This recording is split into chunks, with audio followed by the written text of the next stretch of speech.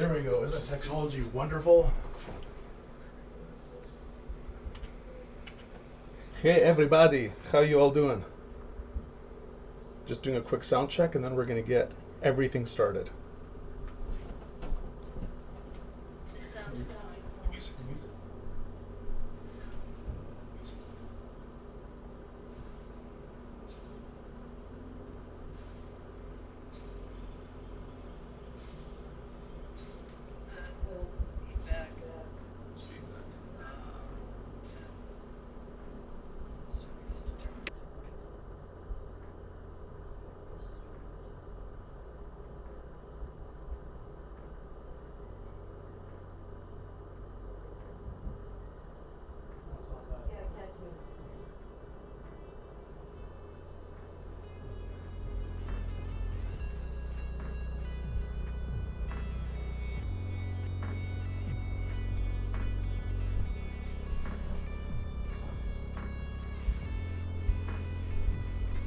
Hopefully that background music is beautifully in the background. We're back. Here we are.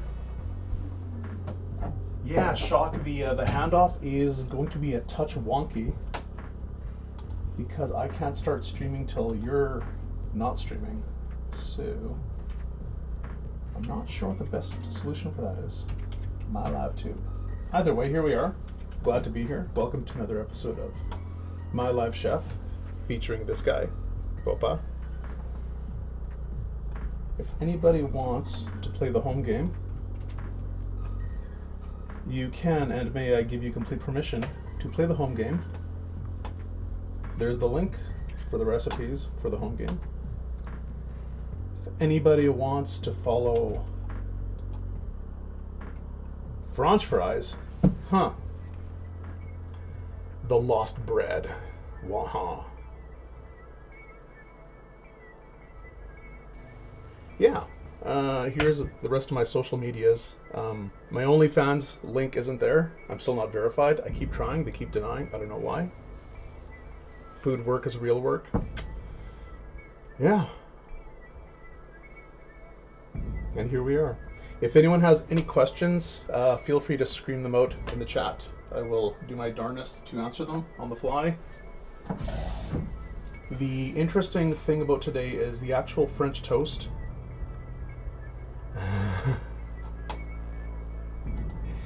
Yeah. I mean, I'd be okay with that. I don't know if they put out a call for content creators to not be overly sexualized, or that was the strong implication. A lot of air quotes going on. Yeah.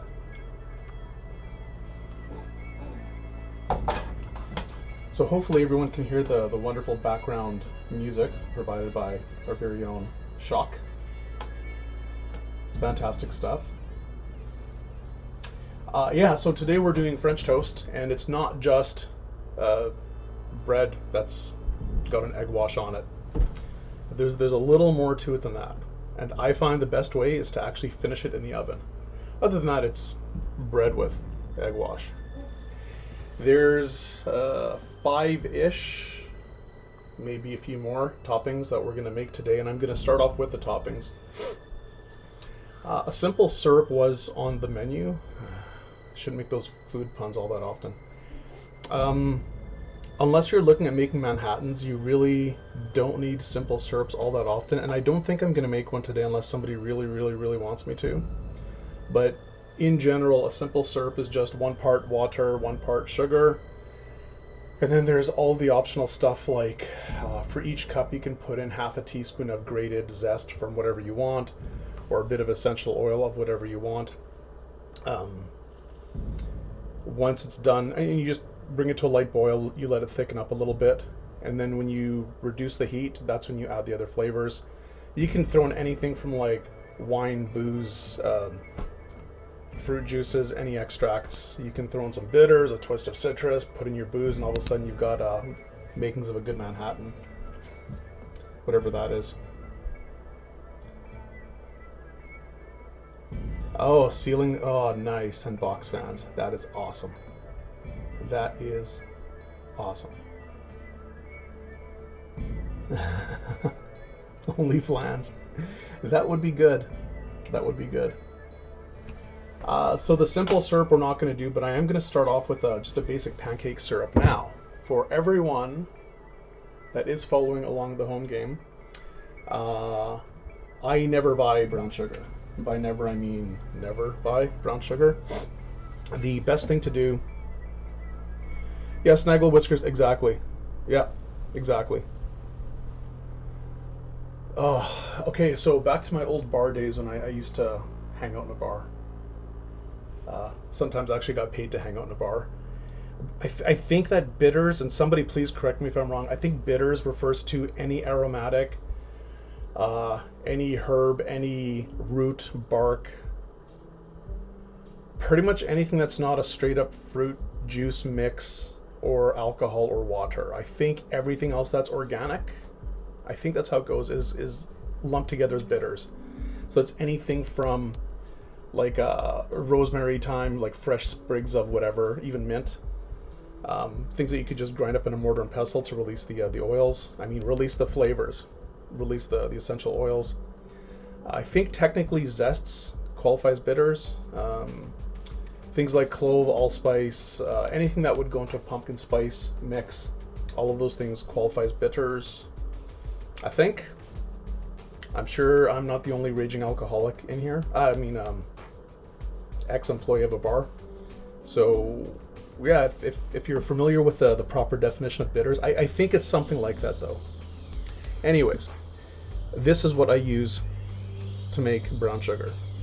I just have a little container of molasses and I use regular white sugar, because if you buy a container of brown sugar, you have to keep it somewhat hydrated. You need to keep it dampish or moist, which means you need to put in like some wet bread or a sponge or some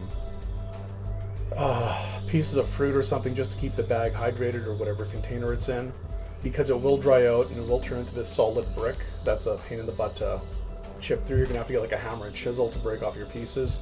Ain't no one got time for that. And in general, brown sugar is, I shouldn't even say in general, brown sugar is natural sugar that you get from like cane or wherever else. Oh, hey, wait, what's this? Wikipedia.org? Huh. Oh, they've even got a thing on bitters. Cool, I'll have to check that out. You know what, I'm going to check it out right now. Bitters, botanical ingredients used historically, blah, blah, blah, blah, blah. Aromatic herbs, bark, roots, other fruit flavor, blah, blah, blah, blah, blah. Okay, so I wasn't, I guess I hit it. Woo! Go team. Yeah. So I'm going to start off with making a cup of brown sugar. Oh, and quite literally, when they remove the molasses from brown sugar, what you're left with is, well, molasses and white sugar. So when we recombine those two things that are separated, being the molasses and the white sugar, and magically it reconstitutes to become brown sugar.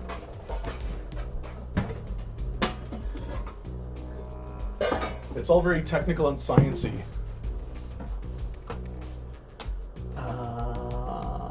I'm gonna make a full cup though, so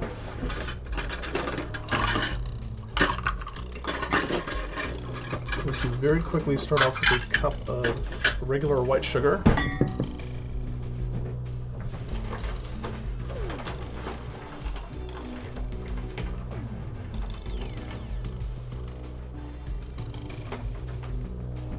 All of today's recipes are on the Daily Bear / French Toast. Oh, Snaggle Whiskers, yeah, like it's this way you're not worrying about the extra container. This little carton of molasses is a lot easier to deal with. This will last basically forever. And some recipes call for just straight up molasses. So instead of having sugar and then brown sugar that you're always going to end up throwing out, or it's a pain in the butt to deal with, and then having separate molasses in case you're doing something like gingerbread cookies or ginger snaps or something like that. Yeah, gingerbread man, exactly. Oh yeah, and it's so fancy, this molasses. It's ultra fancy. All you need is just these 2 ingredients, and then you can make the 3 things.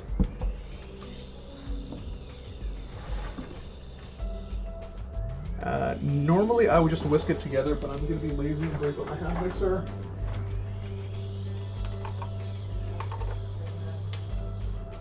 Thanks, you.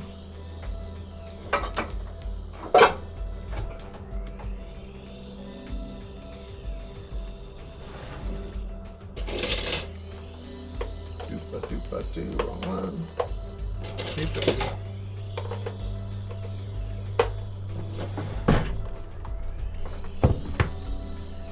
I might have to mute the sound for just a minute because this might be a touch loud. So yeah, we have 1 cup, and for each cup you use 1 tablespoon of molasses. That seems to be the perfect amount.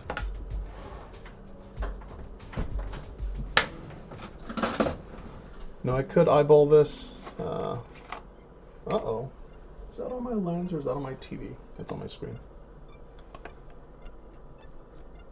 In general, I always caution against measuring things over your bowl, just in case you have a little bit of a spill, a little bit of an oopsie.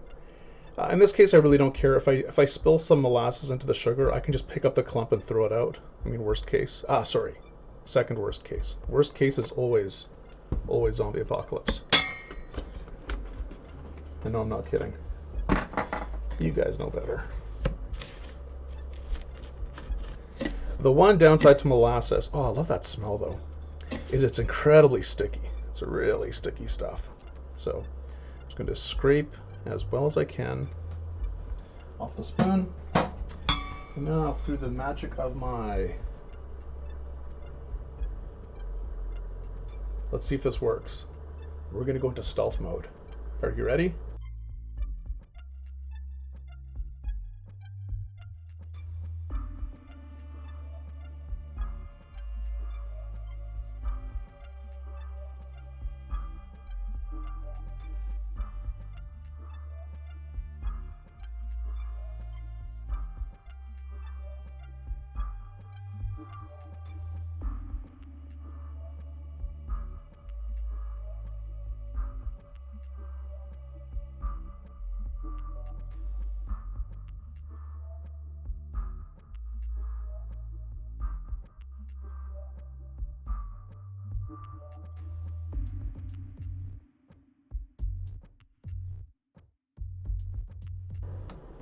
Okay, so yes, it is slower than molasses in Winnipeg in February, and wait a second, it is Winnipeg in February. I see what you did there. So to break up these clumps, it does help. Hopefully the microphone's back on. It does help to sort of squish into it with the beaters. This is all going to get melted in a saucepan anyways. I just wanted to demonstrate this because I could just take the separate ingredients and throw them together. And as the sugar melts, dissolves in water and or melts, it will incorporate. Shining Star, welcome. The molasses will incorporate. But you can do this just with a whisk and just get everything properly incorporated. I'm gonna mix this up just for a few more seconds to get this to look a little more like brown sugar, just so you all see what it looks like. Where's my Mutatron button? Here we go, NDI.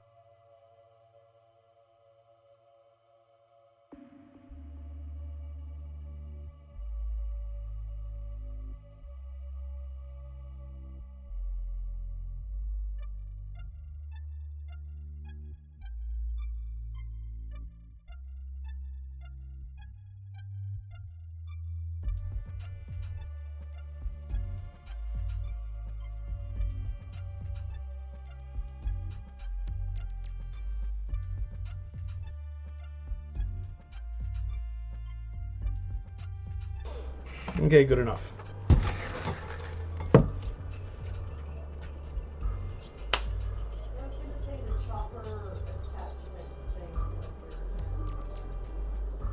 Oh, that, yeah, that might have been better, the immersion blender. Well, okay, well, there was a suggestion that I could use the business end of my immersion blender, which would possibly work better. The actual whipper attachment is it's just as good as the hand mixer, maybe a little better. If I kept at this and kept squishing down into the molasses just to break it into smaller chunks, it would disperse more. So to this I need a half cup of butter. Oh, that thing. Well, that's fancy. That's super fancy. I need 1/2 cup of butter and 1/2 cup of water.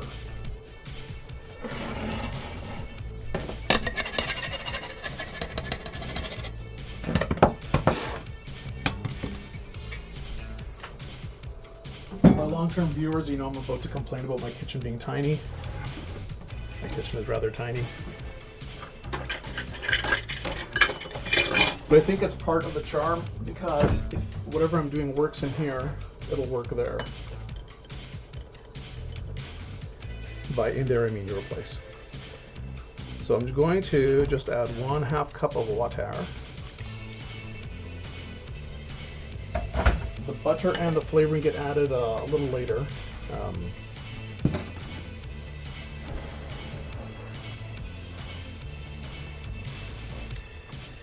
As I gently stir this together, you will see that it's looking a lot more like brown sugar and water. That's exactly what this actually is.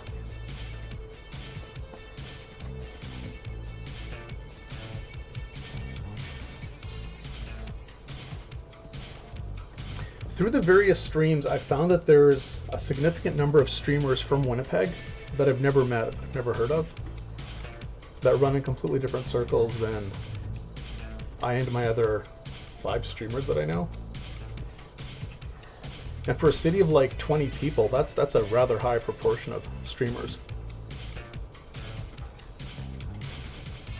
So most of these clumps are already gone. I'm going to just heat this up. I'm done with this for now.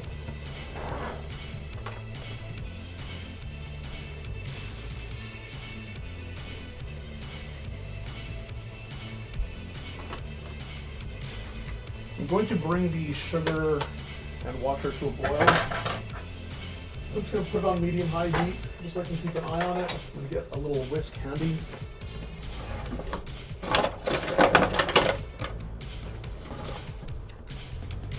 And unfortunately, I might have to move my camera over. Whenever I move my camera, there's always this crazy risk. There's always this minuscule chance that the stream gets mad at me.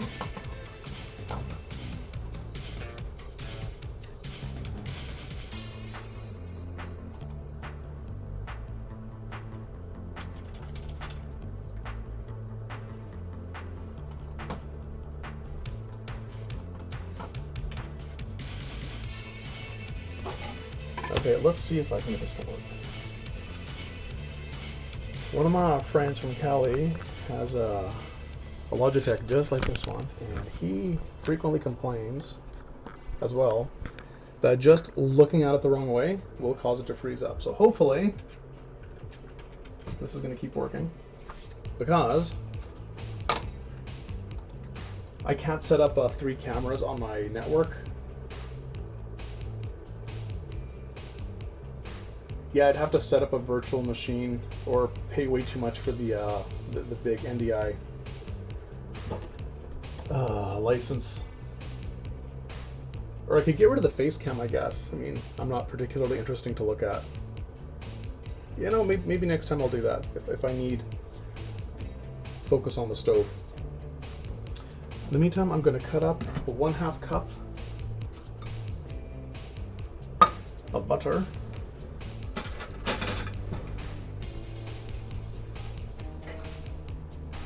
Which is going to get added to the mixture once it's boiled up and thickened a little bit.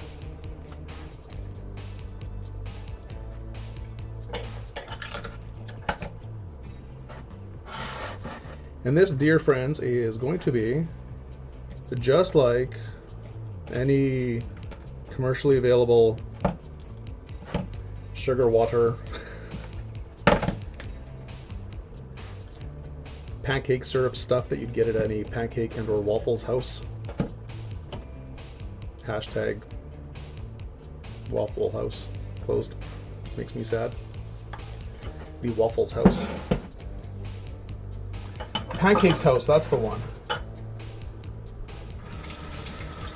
The irony is that I don't think I ever had, I know I had the Belgian, no, I had the German waffles. I don't think I actually ever had waffles there, which is weird.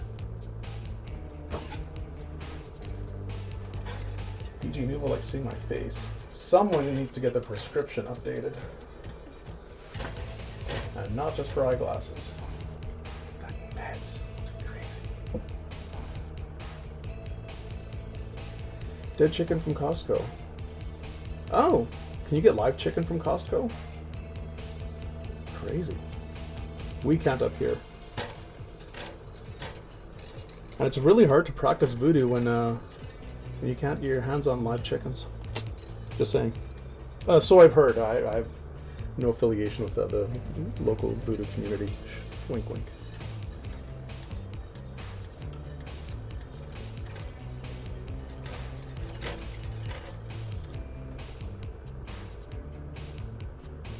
One thing to watch out for is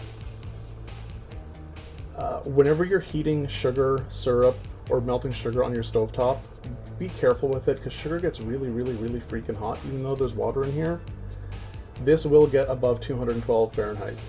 This will get a lot hotter than 212 Fahrenheit because of the sugar. You can burn yourself something fierce, with sugar. So just be a little mindful of that. Yeah, our Safeway up here used to have a deal for a chicken meal. Until a few years ago, it was like, I want to say $9 Canadian, so that's like $3 US, maybe $2.50. Okay, whatever, $7.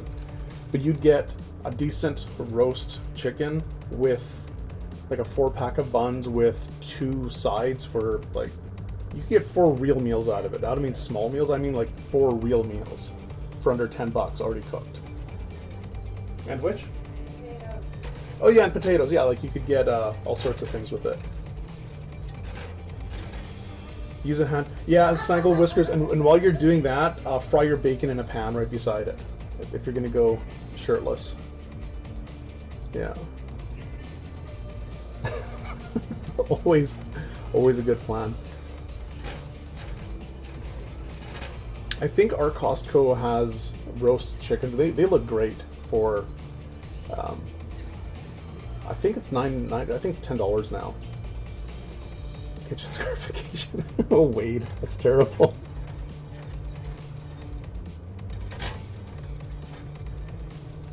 So I'm sure you can see this beautiful pancake syrup-like color that's happening.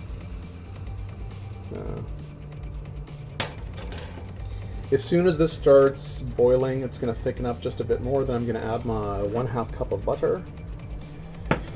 And then just a splash of vanilla extract. My preferred brand is the stuff that I make. And if you're a loyal viewer, you might win one of these sometime this year as well.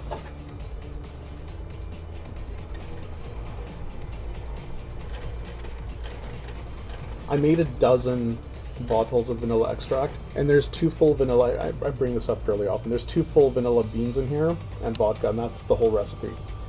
So every time I use my vanilla extract, at the end of the day I just top it up with vodka, and within a few days you really can't taste that it's overly vodka-ish. I should be able to get, I keep randomly changing the number, it's going to be something between 30 and 40 ounces of like world-class premium vodka. I mean vanilla extract out of it. Oh yeah, the smell vision. So this is starting to come up, and this is good. I'm just gonna let this thicken up just a touch, and then I'm gonna add the butter to it. Unfortunately, I need to take this off the heat so I can do this with 2 hands. You can still see me, right? Yeah, okay, good. Now, this part's a touch dangerous because I have this boiling hot syrup. I don't want the butter to land in it with a big sploosh. I want to gently place it in there in such a way that it doesn't go sploosh, and spray me with Boiling hot sugar. Yeah. Hot magma. If the butter's at room temperature, even better.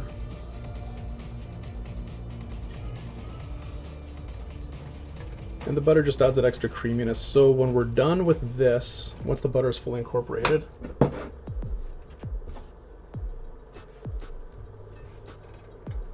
I can throw in my quarter teaspoon or so of vanilla extract, so I'm just going to give this a quick little shot. Bloop. Let's pretend I precisely measured that.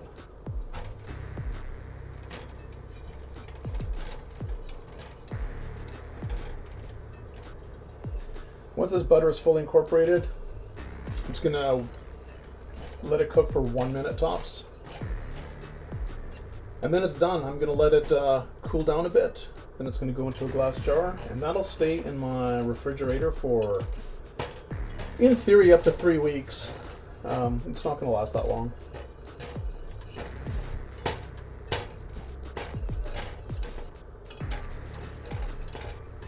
Now, is this easier or cheaper than buying your pre-made no-name brand or old school whatever pancake syrup you buy? I don't know. It's probably, cost-wise, this is probably cheaper. Maybe you can control the ingredients. The interesting thing is, the most useful thing is, you're not wasting extra room in your fridge. You're not going to have the temptation of just putting pancake syrup on, I don't know, like your French fries or in your coffee. I hear that pancake syrup addiction is a real thing. So the less of it you have lying around, the better. It's always convenient to have. But this sort of saves a little bit of money, and you have a lot more control. The most important thing is you have control over the flavor. And I could add, depending on what I'm making this for, I could be adding some like orange extract. I could be adding some cinnamon straight to this. I could be adding like a pumpkin spice mix. I can do whatever I want to this, and then have my own little recipe for my own syrup. That's mine, that I can't buy anywhere else. And there we have it. And if you're just trying to show off in general, you're good. Now, the one thing that I could do is, instead of using table sugar, I could have used allulose to make this completely keto friendly. I shouldn't say keto friendly, it's completely ketogenic at that point. There would be 0 carbs in this pancake syrup, just by substituting allulose for the white sugar. And if this were tomorrow, I would have done that. Oh, the downside is a cup of allulose cost me $10. So it's another reason why I didn't do it today. And I'm running dangerously low on allulose. It's not legal for sale in Canada. Shh, don't tell anyone, it's contraband. I'm actually not kidding about that. I wish I were. Oh, Snaggle Whiskers, there's one thing that that you bring up there that's a really good point. Butter, depending on the manufacturer, has very different tastes. Like, some butters are very bland, like they taste closer to margarine, which should suggest to you that it's crappy quality. And other, like grass-fed, raised, organic, etc., butter always tastes way better.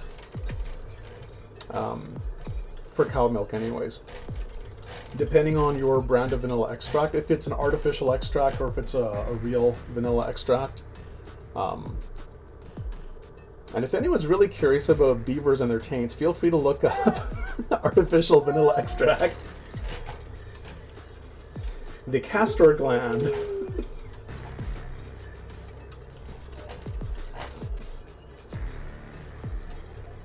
No, I've never squeezed my own beaver to see. Oh, we have a hype train? What?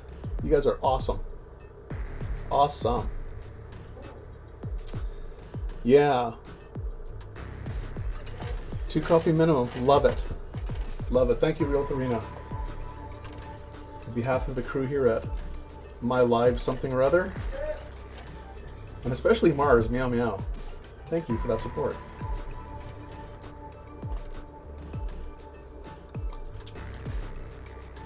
Oh yeah, That's some good stuff. Also, I probably shouldn't have tasted this till I hit it with the thermometer, because that was still a little on the warm side. But I'm loco like that. We have 1 cup. I'm just going to let that cool down a bit before I pour it anywhere else.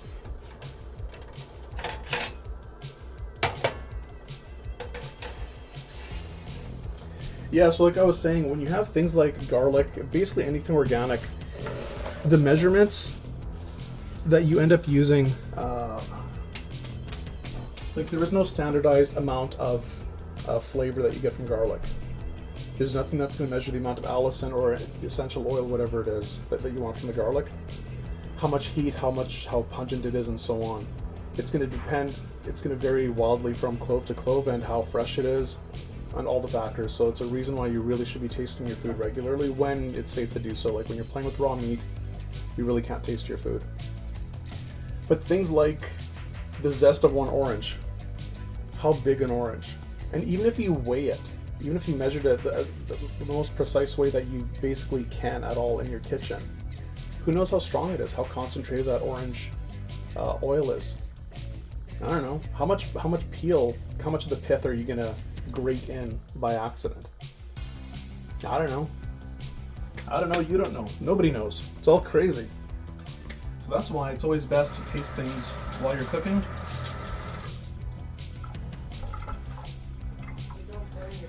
And don't burn your tongue off. And the other thing is, when you find a brand that you like, try to stick with it, because then your recipes are going to be a lot more consistent.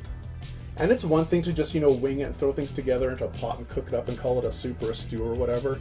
And once you understand, and it's really not hard to get to that elite level of just winging it when you're cooking things. When you understand the basic properties of food, and there really isn't that much to it, you can make all the substitutions in the world, or just do your replacements based on what's in your pantry. If you're aware of how the different foods are similar or different and how to make a couple of substitutions here and there, you can work magic with without the right ingredients, let's say. Okay, we're coming up to the top 3/4 of this level 1 hype train. Let's see if we can get it up to level 7. If we get to level 7 today, I will finish the stream topless. How's that? Oh, I will. Oh yeah. Come on, level 7. I want to see like 20 more subscriptions and another week of Gother size, because I could use it. Level sick ass, yeah. Okay. So while you're contemplating your life decisions and while you're not gifting 5 packs, in all seriousness, if you can and support the channel, that's fantastic. Not everyone's in a position to do so, but it does go a long way to helping keep the content going and to keeping Mars fed. So unless you hate cats, you really should be contributing. I'm such a bastard. Next on the agenda, we have Teopalas. Okay. Next, we have super simple caramel sauce. Again, this one, there's 2 ways. You know what? I'm just going to share the links to this really quickly. Boom, boom, and boom. Oh, Real Tharina, so close to saving the train. Halfway down the page, we have our super simple caramel sauce. Now, what's listed on the recipe card is really close to what we just made. It's a cup of brown sugar, more butter, and a bit of cream, and a bit of flavor extract, and we make the same recipe. Now, the real way to make caramel sauce is you take your white sugar and you, what's called, caramelize it. I have no idea where that word comes from for making caramel stuff. But when you heat up sugar, it turns brown, and that's what's called caramelizing. So I think we're going to do that, which is super duper dangerous. So I think I'm wearing my safety goggles.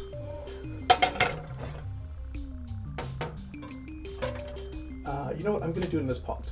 I'm going to stick these pots for now. So I'll check on the status of this hype train. Oh, so close. You know, I could do a button per level. Oh, no, no, we're on level 2. Ooh. Oh. Desmodus, you saved it. Thank you. Shining Star, thank you. Okay. Back to this. I am going to just take 1 cup. You know what? I should do I'm just gonna do a half batch of this.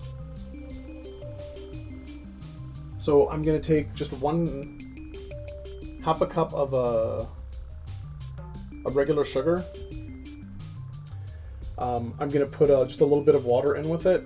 Let that dissolve. I'm gonna let that start to cook, and that will start turning brown by itself. It will start caramelizing the sugar. The super duper most traditional way is you get your heavy bottom pan and you just dry roast the sugar until you slowly bring the temperature up until it melts and it starts to caramelize. And before it burns, you add the butter and the cream. And the dangerous part is when you add normally you can use just the heavy whipping cream. When you add the heavy whipping cream, there's a real chance that it's going to explode on you, Hollywood style. So you have to be really careful while you're whisking the cream into the caramelized sugar. And then you throw in that after the cream is dissolved. That's when you can add the butter and whatever vanilla if you want. And if you want extra super awesome brownie points, that's when you throw in way too much sea salt to make salted caramel sauce. And for anyone following along at home, the difference between unsalted and salted butter is, depending on the manufacturer, between 1/4 and 1/2 teaspoon per 1/2 cup of salt. So there is no standardized amount, and it really varies from producer to producer.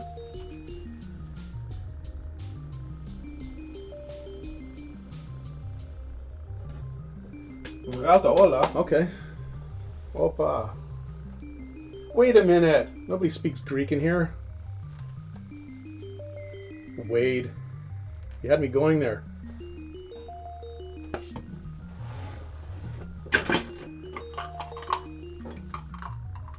For the 3 people watching that don't speak Greek, it means take it all off.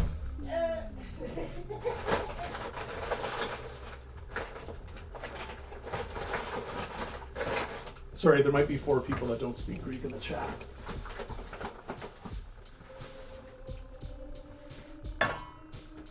So I've got a 1/2 cup of sugar, and yeah, I should use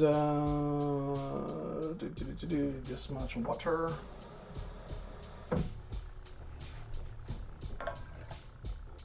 Just half as much. I'm going to heat this up until it starts turning brown, and then I'm going to add some heavy whipping cream. So like 3/8 of a cup. We all know what 3/8 of a cup looks like. It's just under 1/2 cup. It's about 1/8 short of 1/2 cup. And they said you wouldn't use real math once you're out of whatever school it was.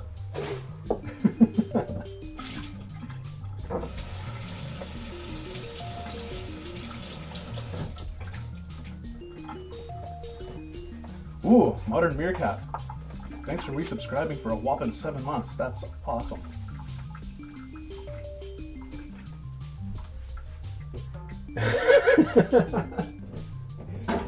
Yeah, it's convenient being able to roughly eyeball these things, and just doing the conversions to mils also helps. I have a bit of a background in mathematics, and I'm just wired for numbers, so I'm good with. When I see like a 1/4 cup, I'm thinking 60 mils, 4 tablespoons, depending on if it's an American or an imperial or Scandinavian cup. Japanese cup, I think those are 200 mils. It's all crazy. Yeah, bye to the strip train. We got to work on that. We have to work on that. Okay, so this whisk just has some pancake syrup on it. Whatever, I don't care if it contaminates my other pancake syrup. So this is on medium-high heat. I think we can still see this. Awesome. The actual French toast, like a few minutes to whip it up, I'm gonna indulge myself with smashing eggs the wrong way and teaching everyone that life hack, or that kitchen hack about eggshells. And really quickly, the bread just gets pan fried 3 minutes aside till it's browned. Goes in the oven for 12 to 15 minutes depending on everything, and then we're done. And then I'll plate everything up. So that's going to happen in the last 45 minutes of the stream, I think. So we've got an hour and a half left of me making a few more sauces, which is good because we have a lot of toppings to go through.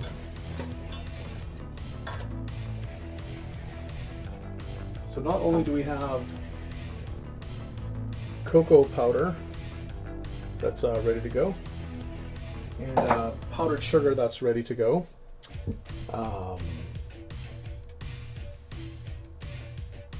Yeah, we got other toppings. We're gonna make some sort of a berry compote. We're gonna do something with strawberries, and nothing says French toast like fresh apple pie filling as a topping.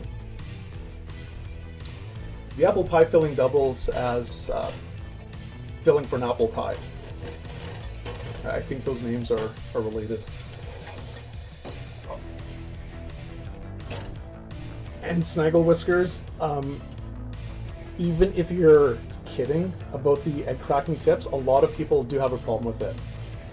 And the first recommendation is get good quality eggs because the shells are harder. Some of these farm fresh eggs, I don't know what happened, but some of these shells are super duper thin. So I will show you all sorts of fun stuff to do with cracking eggs. My first cooking stream last year was literally how to cook eggs, how to boil eggs. And it was 3 hours, 2.5 hours of boiling eggs. Most people came away having learned something meaningful. Okay, so this is starting to foam up. I think you can see that. So here's where it gets really tricky and super dangerous because this temperature is it's very high. Very, very high, unlike this guy. I'm very high.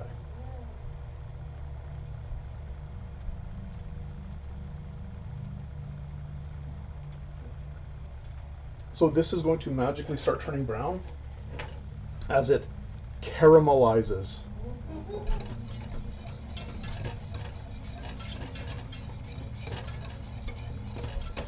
And really the first thing that's happening in here is the rest of the water is disappearing.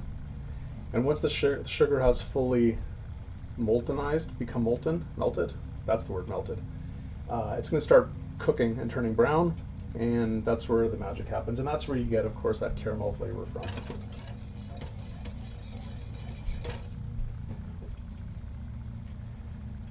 And the two big things to watch out for, you don't want... Hi, Snoop Dogg. Yeah, no kidding.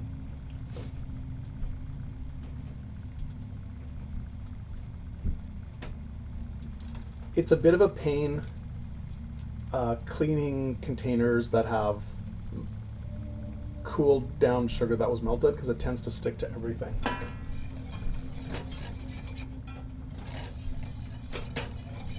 Resist the urge to taste this. You will burn yourself. So that's not a threat, it's not a challenge, it's not a dare. Just please don't. Okay, so this is starting to change color. Once it starts turning like a medium blondie brown, once it starts getting that honey caramel, it's really easy for it to get to a dark caramel and burn. And hopefully you will see without me burning myself just what happens when I pour the cream in. So it's going to go.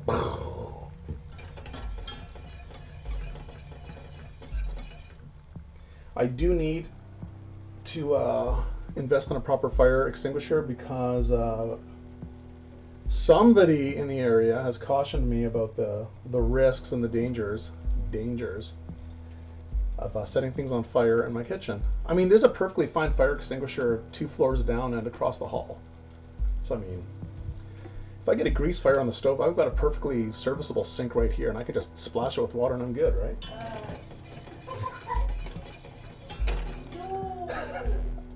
I shouldn't kid about safety things. Don't splash water on grease fires. No, don't. Yeah, when it comes to grease fires, you need the Class C style fire extinguishers, which are chemical, usually CO2 based, and it just smothers the flames. If you throw water on a grease fire, you're just going to make a bigger fire. It's bad.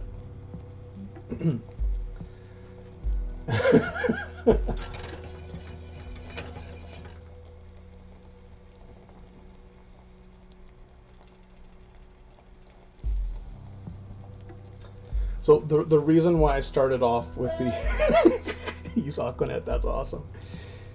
The reason I didn't specify an amount of water to put into the sugar, it's just to help it dissolve more evenly. Sorry for the sugar to heat up. I'm going to be cooking the water off anyways. So when this starts changing color, there should be no water left in the pot. It's just moltenized sugar. And it's starting to change color. Oh, there's so many fun things you can do with melted sugar. Like you can take this whisk and once the rest of the water is cooked off, you can just drizzle it back and forth over like a stick, like a wooden spoon over a pot, and that's going to harden pretty quickly and cool down. And you can make these nests. You can just gather up the strands of molten sugar, because they do cool down fairly quickly, and you can spin that into whatever shape you want. So you can make little baskets, you can have little caramel candies, you can pop that off on a silpat. How can you tell the water's gone? Well, it's a really good question. This is getting pretty close to it. It's not foaming up quite as much, and when it starts turning more brown, the water's gone. And it'll thicken up, yeah. So hopefully I didn't gloss over that a little too much. I did turn the heat up just a little bit. I normally don't like cooking things on 11. I don't. For the vast, I don't like using hyperbole. Like I'm never hyperbolic. How's that? Never. You really can't rush good food. I mean, boiling water is one thing, but you really can't rush it. You shouldn't try to anyways. See, it's starting to change color, it's starting to turn a little, you can see that now.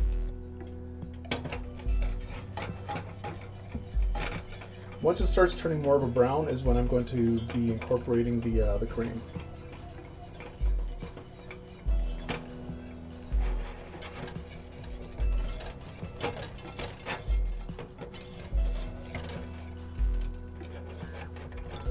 Just want to see what the cameras are looking like.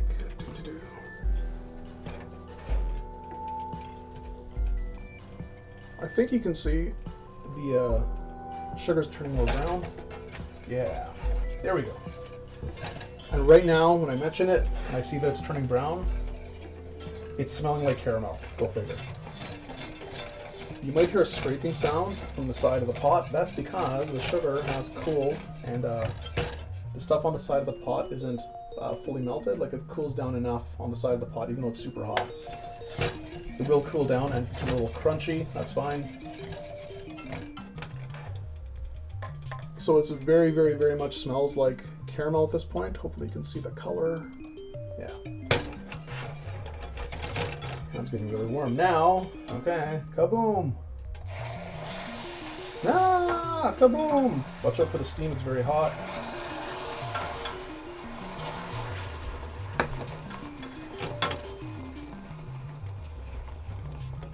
Oh, that smell is glorious.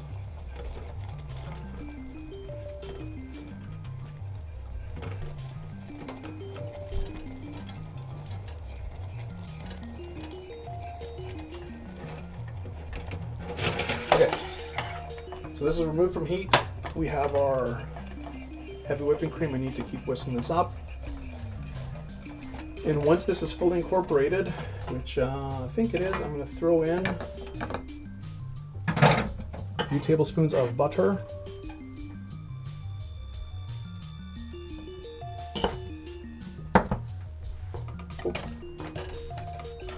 just to give it a bit of that luxurious cream. And then I could throw in a little bit of salt to make this a salted caramel sauce. What y'all think? Normally for the 1 cup of sugar, I would be using 1 teaspoon of salt. If the butter was unsalted, use a pinch less than a teaspoon. DJ Nuvo has vetoed me putting salt in here, so there it is.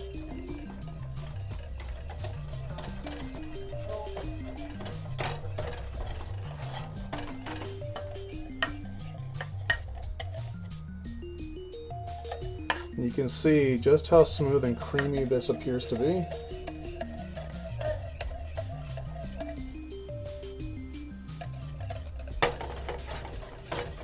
But I want to keep this moving. I want to keep it whisked up and smooth.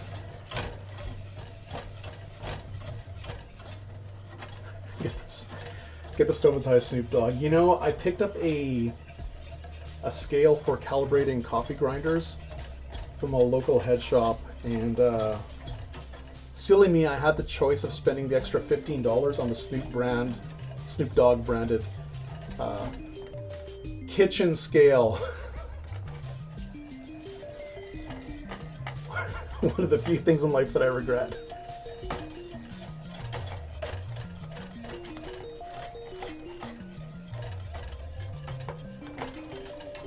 So this is a fair bit of stirring. I want this to stay as creamy and smooth as possible. When the sugar starts to cool down, especially on the bottom and the sides of the pot, I'm going to get sugar crystals forming. I want to prevent that, so I'm going to keep stirring this till it's cool down a fair bit.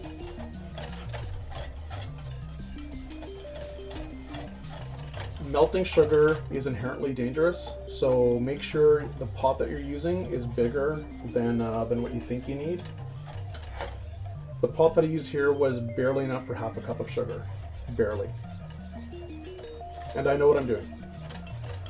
So if you're going to try this, get a big pot, preferably something deep like this, and just do a small batch.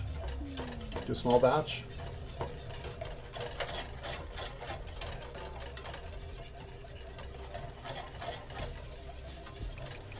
But this smell, whew, it smells amazeballs. You know what I could do? I could break out some of my homemade ice cream and drizzle some of this on top and just call it a day. Maybe I will. Again, I could make this incredibly close to 0 carb by using allulose instead of regular white sugar. Yeah, everything social media is dangerous. Oh, speaking of social media, can I get a show of hands or something in the chat? How many people are playing Wordle? Celador, welcome. Glad to see you. And yes, you can do keto ravioli. I think I posted that earlier today. Wordle for life. Yeah, Sudeep, it is good enough. Like all of these toppings, like the apple pie filling, the smell that it's going to create in here is, I'm probably going to have to clean myself. Because once I get the sauce that goes into the cooking apple chunks, once those get incorporated, the smell just floods the entire place. It really is something special. It's really, really special. Just like my mom says that I am. Or she says I'm cool, one or the other.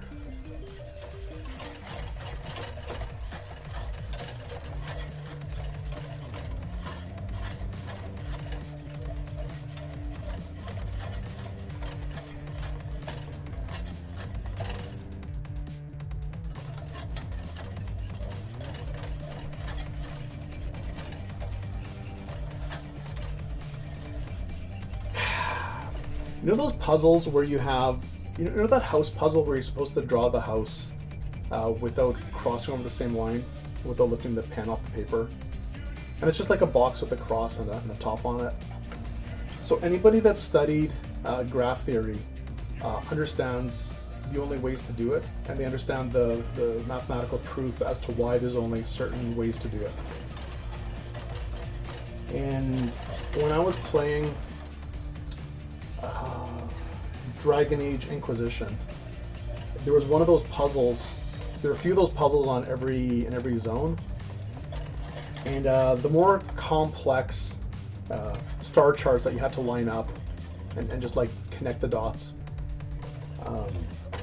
The more complex ones, it took me, I want to say something between 4 and 5 seconds to solve, because I know exactly how they're solved, and I know that when they're bigger, there's one way and 2 ways, without all the overlapping potential. There's a place where it has to start and a place where it has to end, and that's the places that have an odd number of lines. In any connected array network of things, if you can get from any point to every other point following a path, if there's any intersections with an odd number of lines coming off, roads coming off, there's 2. And then you can start at one and end at the other. Otherwise, they're all even. In which case, if you're going to cover the entire graph, there can only be 2 that have an odd number. Otherwise, if they all have an even number, the solutions are all trivial. So when you know this, all of those puzzles seem completely trivial. And that's how way too many years of university ruined puzzles in this one game for me. Just like Sudokus, just like Wordle, because when I took my cryptography courses, ETOAN were the big 5 letters for us to look for. So stone and acrid being the first 2 words, I usually solve my Wordles within 4, sometimes 3 or less. The other day it was 2, because stone, there was only 1 word that fit with the number of greens. Yeah, so it's sometimes it's nice not knowing how to trivialize puzzles. Sometimes it's really nice. Because everyone knows that friend that takes the fun out of everything is this guy. Which sucks, because I really like puzzles.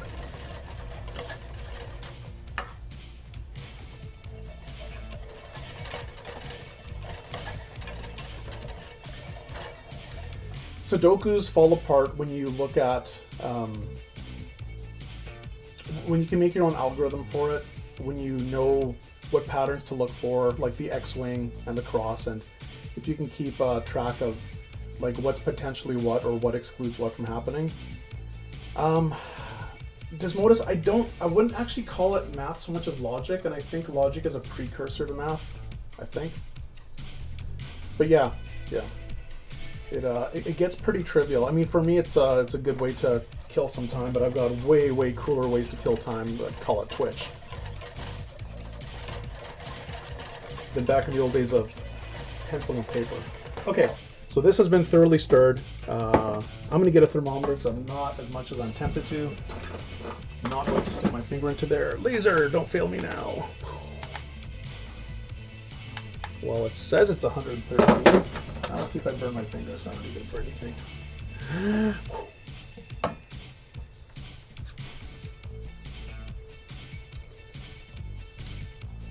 Yep. Oh, that's good. Okay. Our caramel sauce is done.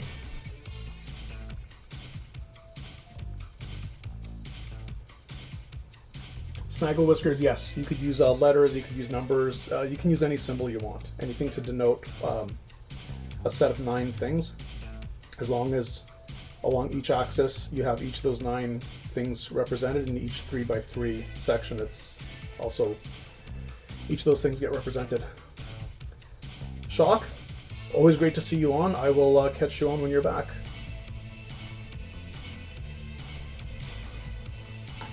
So I'll make sure that there's anything in the chat here.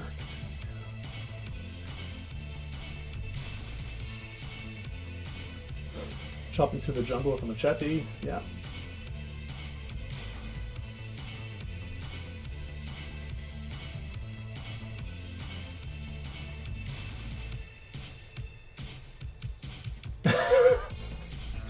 Yeah, pro DJ Nouveau. So I used to be like really, really, really hyper competitive, not just kind of hyper competitive, but like really hyper competitive.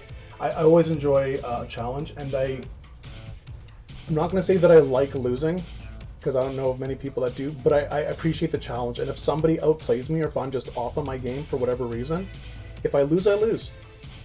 I actually appreciate being proven wrong. I appreciate being able to learn from my mistakes. There's a fine line, though, between how much enjoyment I get from the game, which is why I got out of competitive chess, because when games were taking 3+ hours to play, it just wasn't fun. That's me.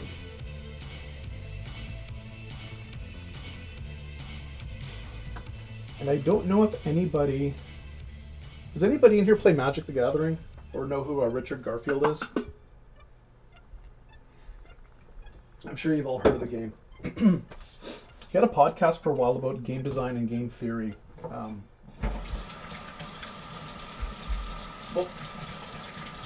mostly I shouldn't say game theory, because it's got a few uses. Unfortunately, it's all interchangeable, and unfortunately, it's the same geeks that are into both.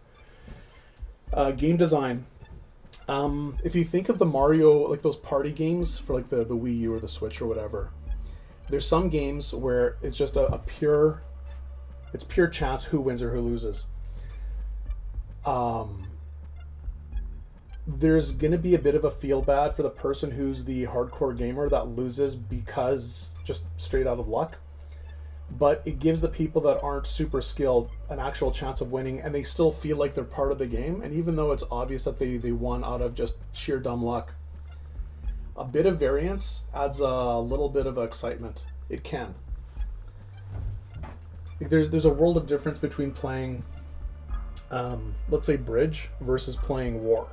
Because war it's predetermined. Like once the decks are cut, there's no decision process. You're just mechanically flipping cards over, and the way the cards ended up tells you who wins.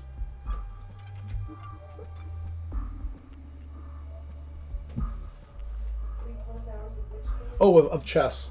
Yeah, of chess. Back when I was playing, I was just breaking into the 2000 rating area, which isn't anything to write home about, but I mean, it's not bad. This is when I was in high school, and yeah, I just got bored of it. I just couldn't handle the time commitment. And I appreciated my friends that they really were students of the game, and they were really dedicated to it. Just stop being fun. It's like I'd rather play, Ultima 3 or whatever was out at the time, or like XCOM. Hell yeah.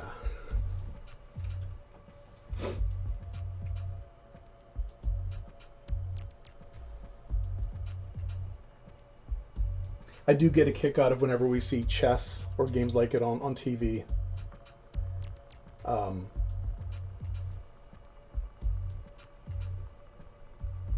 Oh my god.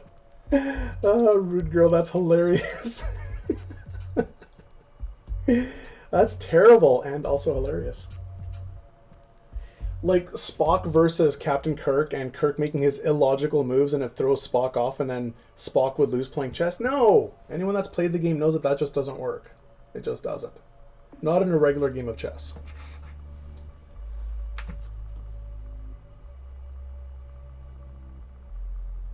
Okay, we are next. So we did our that. We're gonna make our apple pie. We've got time for apple pie? Hell yeah. Got lots of time. I need to find a pot though.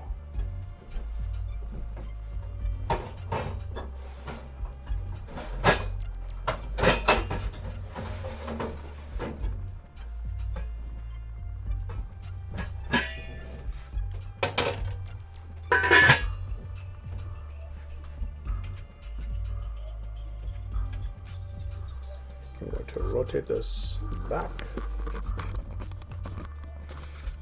because we're going to do some fun stuff with knives.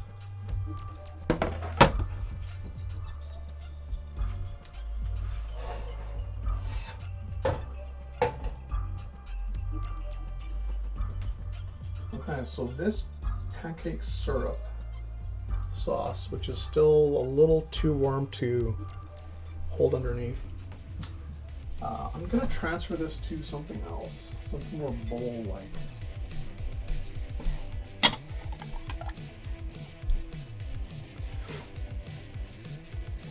Yeah, for everyone with amazing powers of observation, there's a little bit of a... Oh, sorry, what was that?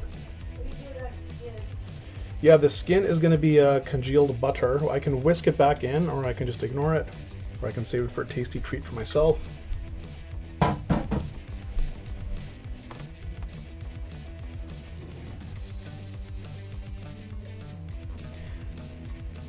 Before pouring it, I should have whisked it into place better, and then put all this into the fridge. This is the solids from the buttery goodness, and it's loaded with flavor.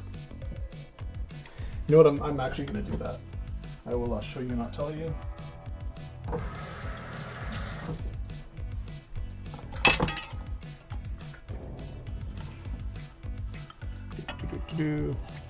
Let's pretend I didn't dump this into the bowl.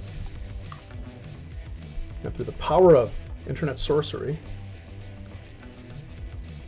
the pancake syrup has been debolified. That's a word, right? Debolified?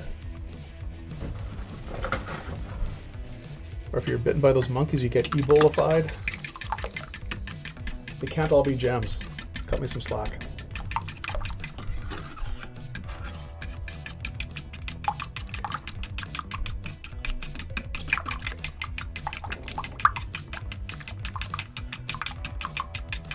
I just don't like throwing away the flavor of butter.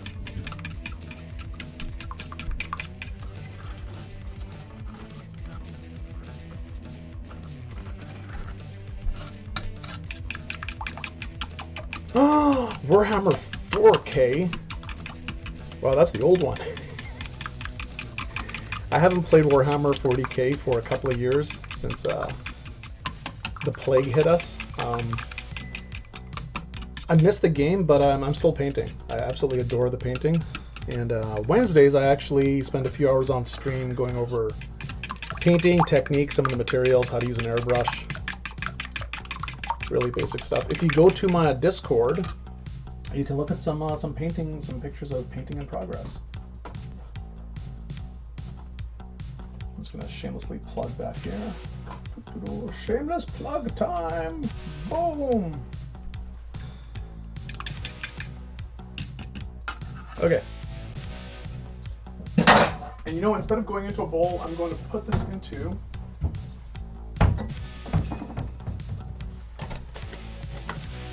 one of these really, really handy dandy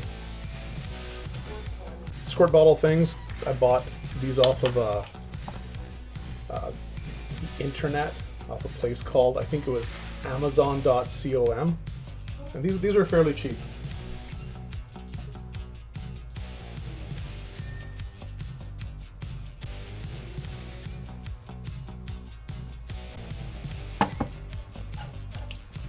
Huzzah! It kind of looks like a, you know, real pancake syrup bottle. Oh, so good. Carbs, how I will miss you starting tomorrow. Yes, I'm going back to the strictest of the keto. I think tomorrow. Yeah, make sure you buy food grades. Oh yeah, make sure they're food grade. And don't put hot liquids in them, just in case they're not as food grade as the sellers are claiming.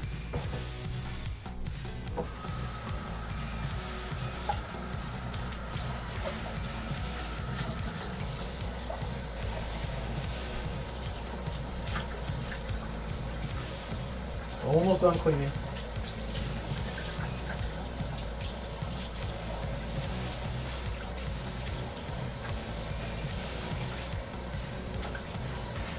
I still have to record an introduction to my channel video, and I think that's going to include a quick tour of the setup, just so people can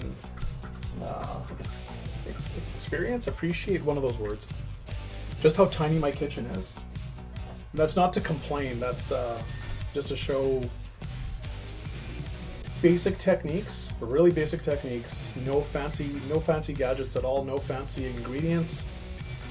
The most basic of stuff, and you too can do exactly what I do here. Because if you guys want to see amazing Ginsu knife skills, go check out a sushi channel. Go look at someone that's doing knife flare work, or Ric Flair or someone. He's still alive. Woo! Yeah, this is all basic, super basic, and that's the entire point of all of my content, actually. Place to hang out, ask questions from somebody that obsesses about research. I have a little bit of life experience in my 50 plus years, and I research the crap out of almost everything.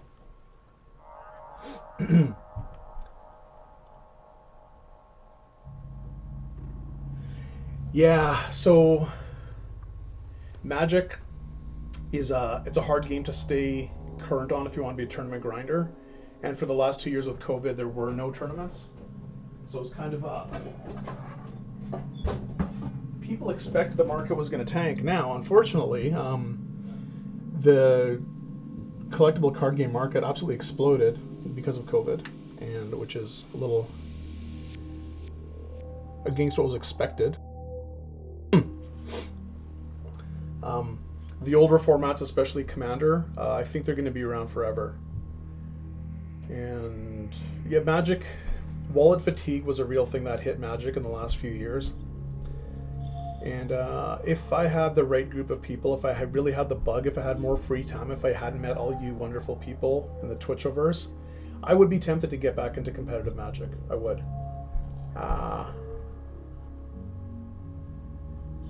Ain't no one got time for that. Well, I don't anyways. I thoroughly enjoyed playing the game when I was younger. Now, having said that, I do have a sizable collection. Same thing with the Warhammer. I'm super duper... Oh no! How's our connection over here? Dang, yet another crazy DJ. That's, sorry to see that. This is going to be VOD on my LiveTube, and I think I'm recording it as well on mine. Yeah. Warhammer, at least, is not quite as bad. And in the grand scheme of things, like the cost of the miniatures, the cost of the paints and the brushes and everything else, the price of entry is, it's a little steep. It is. But if you actually enjoy the painting, if you enjoy the hobby aspect and the gaming aspect, it's a bargain. It really is. It's like I can go buy a couple $100 worth of plastic toy soldiers, and I can spend 30 to 400 hours painting them, and I thoroughly enjoy it. Or I can play with the guys basically forever. So that versus tickets to my favorite sports ball team, I don't know. There's worse things to spend your money on, that's for sure.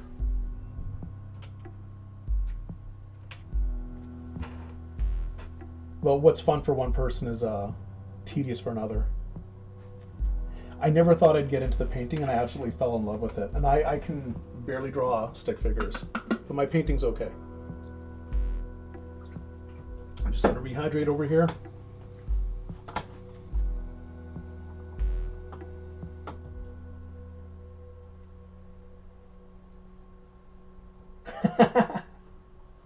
I guess it is cheaper than blank and blow. It is.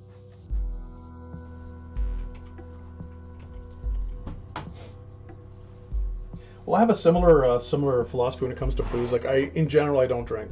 In general, I think last year I had something around 7 ounces of alcohol. Now, having said that, the next bottle of scotch I buy is not going to be a cheap bottle of scotch. It's going to be a rather pricey bottle of scotch, because that bottle of scotch is going to last me probably 4 years. Having like half a shot now and then, maybe dole some out to my friends when they come over. Maybe a good bribe for my friends to come over, I don't know. But it's not like I'm getting wasted on it, right? It's an absolute treat. So if I'm gonna have a little bit now and then, I don't care if it costs like whatever per ounce. But that's me.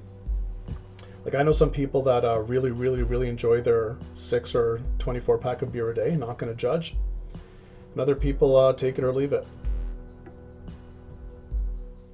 So for those playing the home game, we are now going to make an applesauce.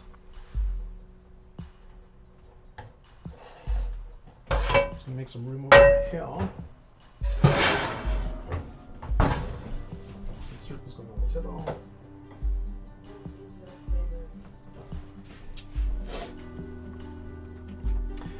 Did somebody ask what my favorite scotch is? The last bottle of scotch I had was a Glenlivet Masters Reserve 18 year. It was pretty damn spectacular. It was, and it wasn't all that expensive. I think it wasn't all that expensive. It was I asked the local liquor mart here how much it would cost, and they'd have to special order it. And it would be something in the 150 to 180 range for 26 ounces. I was given a bottle from one of my old employees whose uncle had a liquor store in Heathrow Airport. And he gave me my pick of the 5 bottles of scotch that he bought for, it was a family business, and my cousin owned it. And he gave me the first pick because he figured all the other Greeks at the workplace were not going to really appreciate the scotch. He just figured that I was going to be a scotch snob because I kind of fit that, I don't know, pretentiousness or something. I took it as a compliment, not as an insult. How's that? So I went over what he had, and from what I read on the labels, it was going to be the least peaty of the scotches, and that's what I went for. Some guys that I used to play Pathfinder with, one of them in particular would break out a rather pricey bottle of scotch for every game, and we'd have our own little scotch tastings. And I didn't have a real interest in it. I was always mildly curious about scotch, and I actually learned a lot from those games and the tastings that we had there. And just things like adding a few drops of distilled water, it's amazing what it does to the flavor profile of a scotch. And when guys are under 35, their taste buds translate scotch to be poison. So if you see someone in their 20s that say that they're ordering scotch, they're just being pretentious 99 times out of 100. And if you need to acquire a taste for something, kind of begs the question, what the F are you doing? Like if you don't immediately like doing something, I don't know. It doesn't really make sense to me that you just keep forcing yourself to do something that you're doing just for yourself that you don't like. I mean, if we have obligations to, earn money to support our families, that's one thing. I mean, very few people enjoy what they do for work, but we still do it. But yeah, I tried many scotches, and none of them were particularly cheap. I think the cheapest was like maybe a Johnny Walker Blue or something. Something that was like $80-ish a bottle Canadian. And somebody broke out like an older that I think was $400. And these two brothers that I played with, they would go to the local Scotch tasting events that were sponsored at one of our winter clubs. And I was always interested in going, but I just couldn't justify spending a couple $100 to go taste a bunch of scotches, knowing full well that I'm going to try one that's probably going to make me want to throw up, because there's some scotches that just don't do it for me, especially the more peaty ones. So anyways, that was a rather long tangent about scotch. I hope it was at least interesting to someone out there. Off to the apples.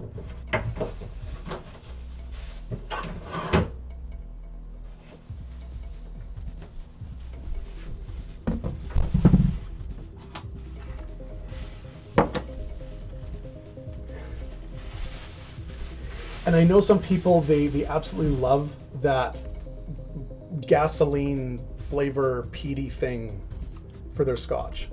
I know some people absolutely love it. I sort of understand it. It's not for me though. It just isn't. Now bourbon on the other hand. Whew.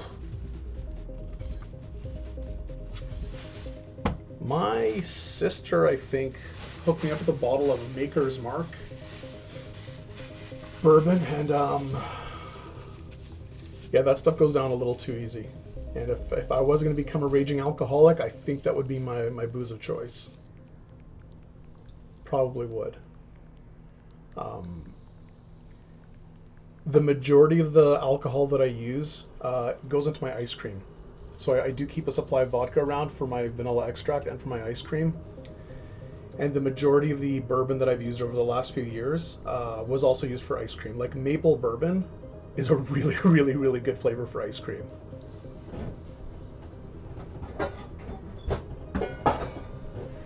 Okay, I'm going to see how many cups of apples. I'm only going to chop up these 3. One thing about apples that you need to be careful is you don't want to let them oxidize. You don't want them to turn brown on you.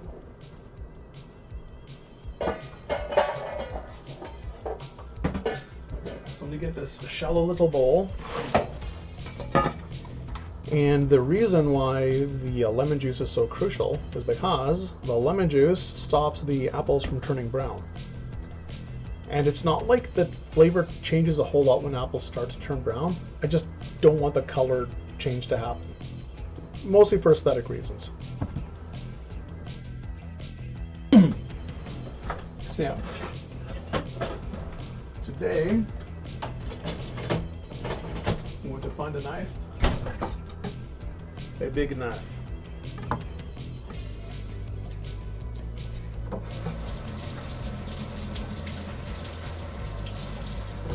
That's fresh out of the dishwasher, but it's a little...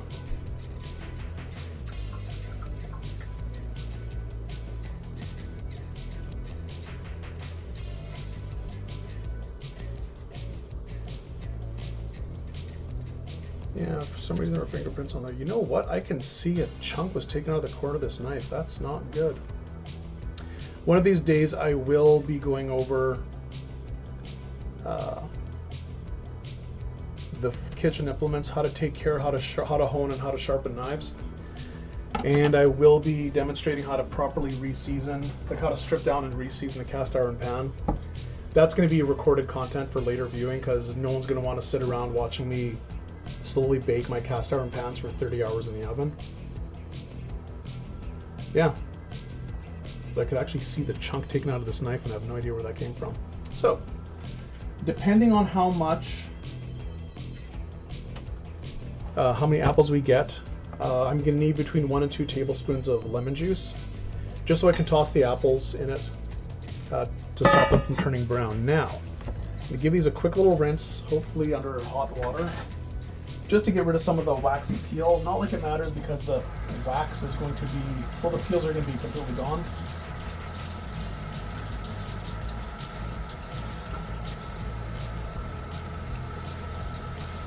But when you cut through the apple skin, you can contaminate the flesh underneath. Like if I cut into this apple, make sure I'm on screen here. If I cut into this apple, I'm not just magically separating the skin, I'm pushing some of the skin into there.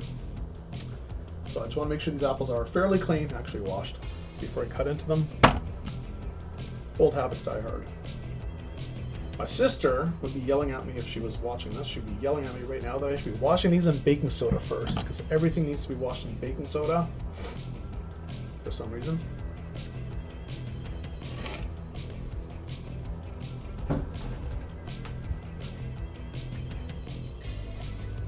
Oh, how do you like them apples? I see what you did there. I like it. I like it. Okay.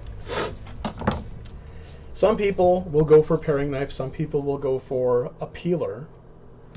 What I like is the big old Santoku style knife because, and I've never seen this anywhere else and I don't know why, but I really like the way that I peel my roundish veggies.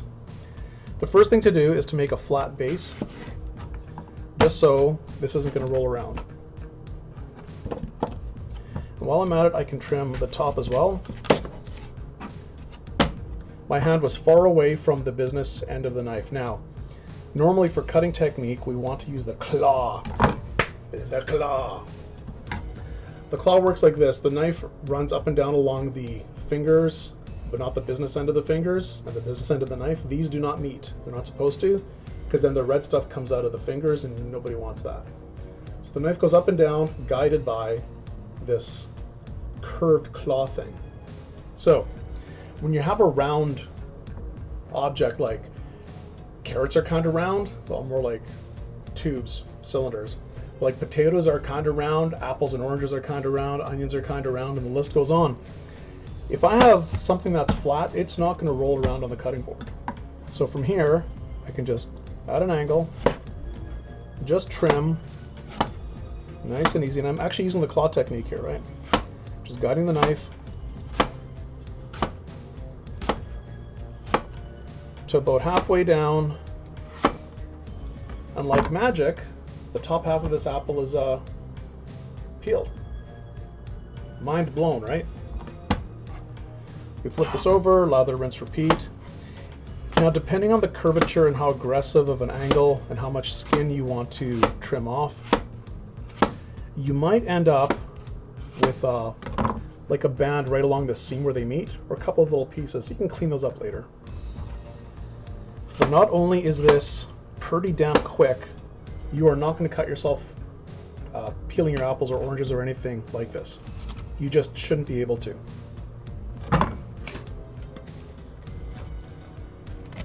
So I'm just going to very quickly put a few drops of lemon juice on this before I cut it up, and I'm just going to leave this in the bowl while I trim up these other two apples. And I can always save the tops or bottoms and eat them later. Bah, Macintosh. Tastes like Steve Jobs. Too soon?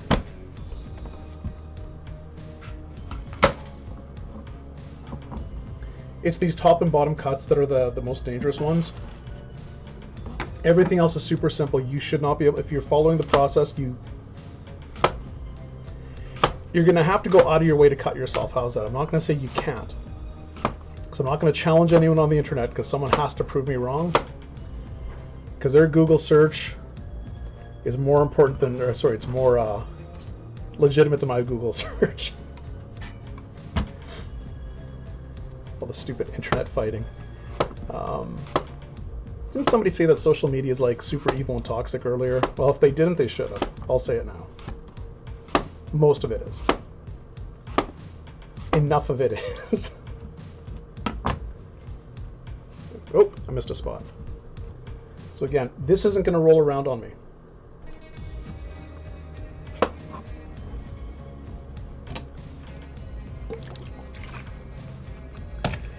And you know, Casper's Cloud, there's I really hope you don't feel bad about not knowing some of the stuff that I'm going to show you today, because the serious question is, where on earth would you learn this? Almost everything I learned about cooking came from growing up without cable TV, and cooking shows in the afternoon were almost the only thing on TV. I also enjoyed cooking, and my parents both took an interest in teaching me how to cook. And being Greek, we're, of course, involved with restaurants all the time. It's a genetic thing. So not only did I grow up around restaurants and around food service in general, but I always enjoyed cooking, and there wasn't a whole lot else to watch. And my mom had a pretty impressive, so did my sister, pretty impressive array of cookbooks. There wasn't a whole lot to read when I was growing up. True story, when I was growing up way up north in Thompson, my friend Mark across the street, we would frequently bike down to the little septic retaining pond and literally watch the shit float by for entertainment. That's not an exaggeration. Like, there's zero hyperbole here. That's what we literally did for entertainment. And yeah, we were kids, and of course it was funny, but in hindsight, I don't know, probably more interesting things to do. So yeah, it goes back to the question, where on earth are you going to learn this stuff? And one of the reasons why the first, that's entertainment, hey Minnesota girl, one of the, I heard that there was a how to boil an egg video on YouTube that had something like 14 million views, and I thought that was hilarious. And I'm like, no, wait a minute. Who these days is actually explicitly taught how to boil an egg? Where else are you going to go to learn to boil an egg? And it's not a criticism to anyone if nobody ever showed you how. Because on your own, why would you even think about learning how to boil an egg? So I thought there might actually be some room in this crazy mixed up world of ours for me to share basic cooking technique, some basic recipes, and maybe the occasional, hopefully entertaining story of my time in the corporate world, or the food industry, or when I worked on campus. I spent some time in a call center. That was a lot of fun. Highly recommend. Working in a call center is one of those jobs that I highly recommend everyone try at least once. Being an extra in a movie or a TV series is another thing I highly recommend. Not because it's cool or sexy or glamorous. It's none of the above. It's actually completely boring and mindlessly... it's mind-numbingly boring for the most part. Some of it's cool, but you get a real appreciation for what goes into things when you have that personal experience behind the scenes. Like, most people don't like telephone solicitors, and I get that.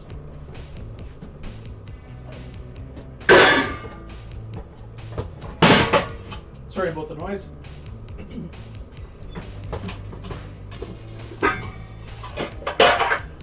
Now, I've seen my friends and some of my clients lose their minds when they get a call from a telephone solicitor. And the stream of profanity and the name calling that I hear from people that I'm associating with, it's kind of embarrassing. And until I comment on how much of a jerk they were being to the person who's trying to earn a living, I hear things like, "Why are you wasting my time? How dare you? I'm not interested. Please, don't waste my time. Get a life, get a real job," and insult them if they have an accent. Yeah, some of my clients are hardcore racists, which is weird because of my background. Anyways, yeah, it's a job. Some people have to take whatever job they can to feed their family, and unfortunately, telemarketing, telephone soliciting is a job. And if it pays the bills, then we shouldn't be yelling at people. No, it's an inconvenience, but does it really take long to say no thanks and then hang up? But if you're having a bad day, they're an easy target, and I get it. It's a little bit of soapboxing for me, sorry about that. Most people are just not wired to work in a call center. The call center I worked at was actually an amazing place to work. The training that management got was quite literally world class. Our benefits package was amazing. Even as phone agents, it was an amazing company to work for. And most people thought of it as a MIC job. And if that's what they wanted to take home with them, then sure, it's a MIC job. But there's a certain amount of stress, even with inbound tech support. Most people just aren't wired for it. They're just not wired for it. And experiencing the other side of the phone call, I think, is good for people. I think it is. And even seeing Hollywood actors in action. Yeah, we look at the fame, we look at the notoriety, we look at the lifestyle, and there's going to be a bit of envy or jealousy or whatever. Some of these actors are amazing. They're absolutely amazing performers. And just the lifestyle of being an actor, I would not want it. I really wouldn't. Having seen it a bunch of times. I've been an extra on several movies, bunch of movies, half a dozen, something. It's really interesting. It is interesting. The most recent actor that I missed Odenkirk and what's his face from Nobody. Was actually a mob boss for a club scene, and they had me all like knuckle tatted up, and my beard was all like trimmed for like Russian gangsta style, and they liked my turtleneck jacket look better than the tracksuit because I was like different echelon mob boss. That was fun. I didn't make it into the final cut. Yeah, all in Winnipeg. Winnipeg has a thriving production industry here because we're dirt cheap, and the province has there's some really, really big tax incentives to do filming here. There's a CBC series called Burden of Truth. It's like a legal crime drama series. But the star is, what's her face from Smallville? The original Lana Lang? What the heck's her name? She was like one of the coolest people that I met on set, and she was genuinely nice. She was genuinely nice.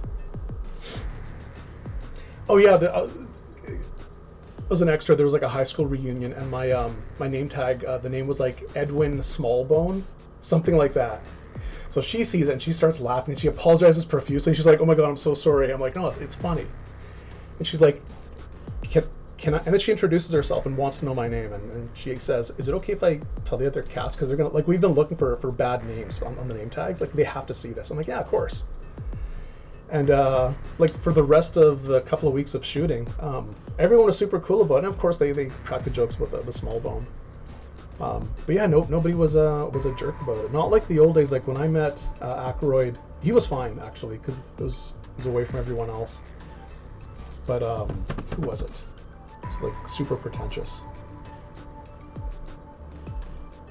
Anyways, Winnipeg does have a thriving film industry. It's kind of surprising.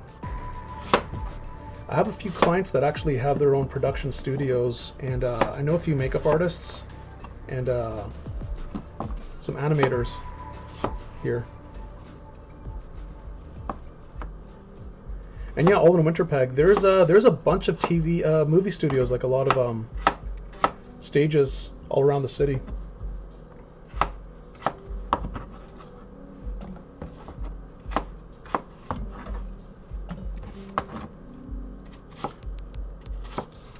If you have the opportunity, highly recommend it. Just to get an appreciation for what happens in the background. It's kind of neat. It's kind of neat.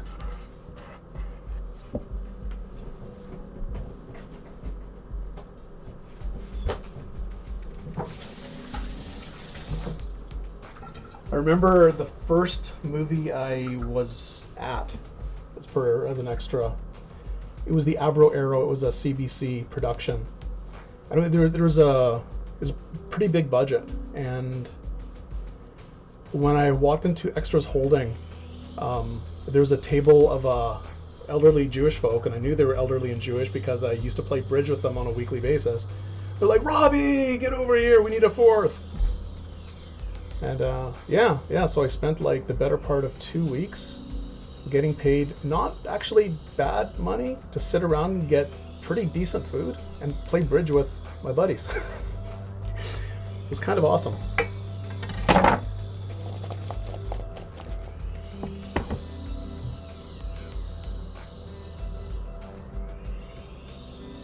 Okay, I need to measure roughly how much this is because the recipe is for 4 cups. I'm going to be doing less. I'm cutting these into like, you know, half-ish inch cubes, 3/4 of an inch cube. You can go smaller. I know from experience that these apples are going to be, they're going to reduce, and I want them to soften up a lot. So we've got about two-ish cups. That's fine.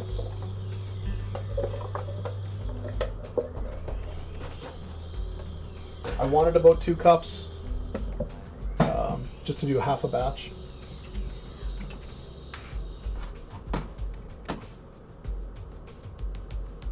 What's her name? Kruik. What's her first name? Somebody look that up, please. Okay, so into this I'm going to put in a half a cup of sugar. I'm going to slowly but surely bring this up to temperature. I'm going to slowly let the sugar and the apples make friends. And sugar does something kind of really, really neat. It masticates. Not what you were thinking.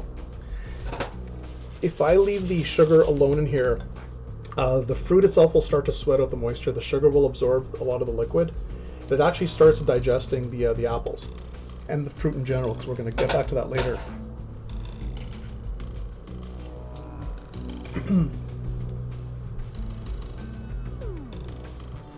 Oh, neat.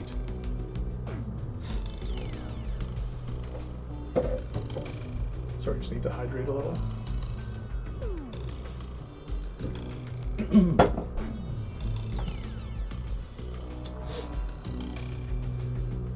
When I get to the compotes later, I'm going to be letting the berries and the strawberries just sit in sugar for a bit, and you'll see them start to break down and soften up and the moisture come out. It's actually really cool if you're into that kind of thing. So this medium-ish heat, medium high. Now this is going to cook for a total of about 20 minutes. In the meantime, I'm going to take some apple juice. Yes, I'm going to add apple juice to my apples. I'm actually going to make an apple sauce to go into my applesauce. Damn it. This is all starting to get very redundant again. Wait. So because I'm doing a half batch, I need about half a cup of apple juice.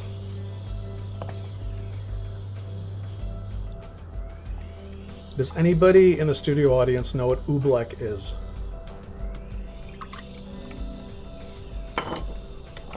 Anyone? Oobleck?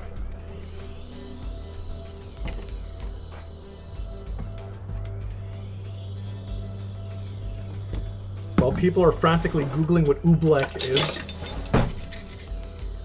2 O's, B-L-E-C-K. I'm going to throw in half a teaspoon of cinnamon powder, ground cinnamon, from He Who Shall Not Be Named, because they're not sponsoring me, bastards.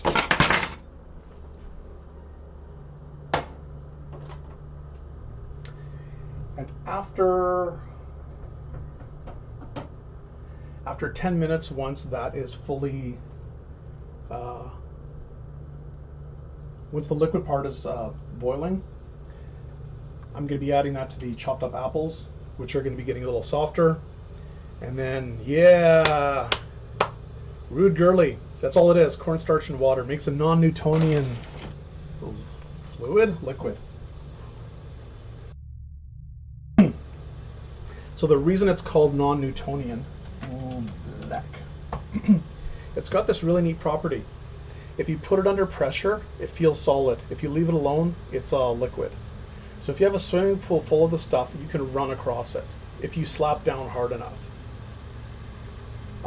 If you smear it against a wall or someone's face or something, it'll feel solid.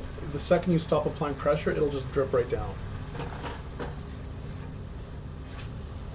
I want to show you this before anything else happens. You can see the liquid coming out from the apples already, and that's from the sugar. It's the sugar drawing it out. So again, this is I'm just going to leave this a touch over medium. I'm going to stir the apple pieces, and oh yeah, and the apples didn't turn.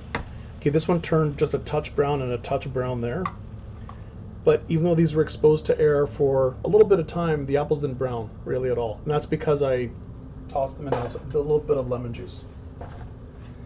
And the tartness from the lemon is pretty good. It fits with everything in here.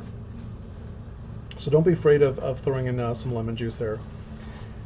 In general, I prefer the flavor of fresh, real, legit lemon juice. But I will always go back to the real lemon container in the fridge just because it's so convenient to have. It's super convenient.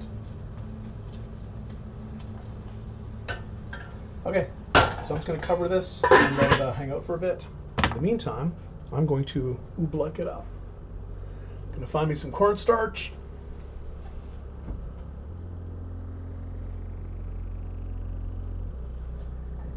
Cornstarch on baking soda.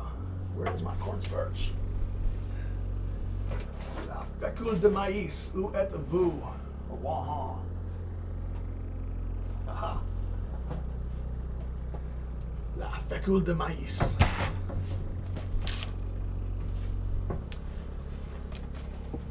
Time to make me some oobleck. Oobleck. Whenever you use cornstarch to thicken up a gravy or a sauce or basically anything, if you just try to whisk in the cornstarch, it's near impossible to not have clumps at the end. What's better is if you take just a little bit of the cornstarch with a little bit of liquid. I'll do this in a darker bowl so it's easier to see. And you can see what happens on the bottom.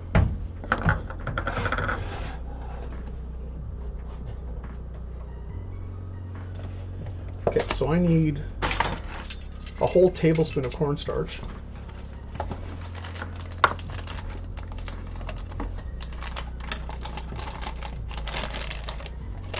And this is super cool. So we have our cornstarch.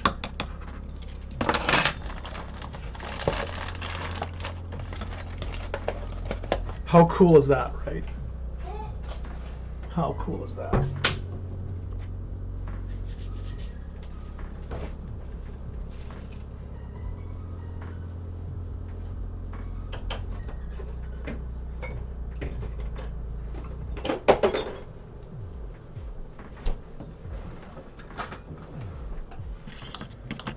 Okay.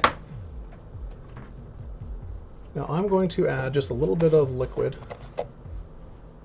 in the form of more apple juice. I'm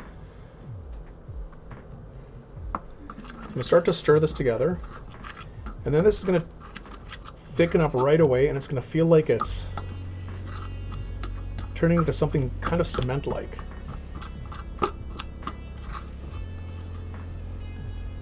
Like you can see how thick this feels. Like this feels like it's chunks of dried putty clay something. But if you keep working at it, you might need to give this a few more drops of liquid. But there comes a point where it all that pressure, all that tension just falls apart, and then it flows like a liquid. And then this will mix in very nicely with everything else. I think this needs just a splash more liquid. Okay, that was a big splash. So this fork is barely going in. Like this feels really thick and it looks kind of thick, but there comes a point where if you just keep stirring it, like magic, and there it goes, it cracks. It becomes this really, really smooth paste with no chunks left over. So from here, our cornstarch is perfectly smooth. Ignore the pieces around the edge.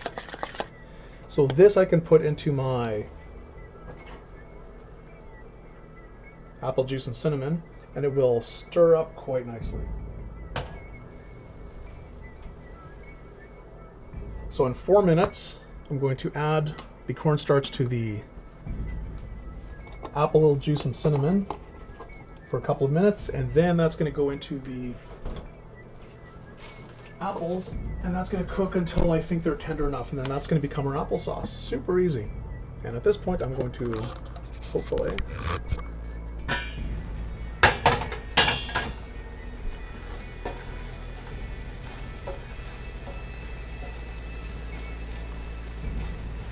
okay, these apples are surprisingly squishy already. I was expecting that was going to take a lot longer. Okay, so what I'm going to do is lower this temperature, turn that thing up. I'm just going to speed up this process a little bit.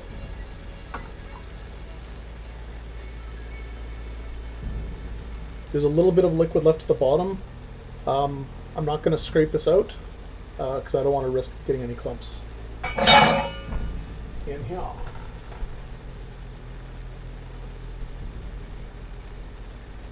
Now, cinnamon being from tree bark doesn't really dissolve the way most dry powdery things do.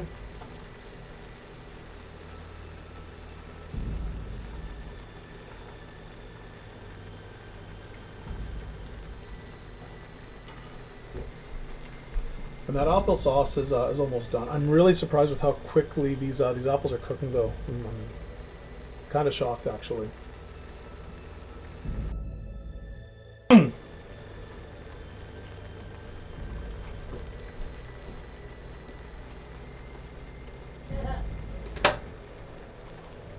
I miss a funny joke? Shock. Yeah. So somebody caught that. Thanks for humoring me. So this, you can see just how thick this is. This is not apple juice anymore. Just want to see what this looks like on camera. Yeah. So this has thickened up quite nicely. This is not just apple juice anymore. This is more like a gravy. Oh yeah. And the smell, good Lord, is it amazing. It is amazing. And I am definitely not ambidextrous. But here we are, doing everything hands backwards.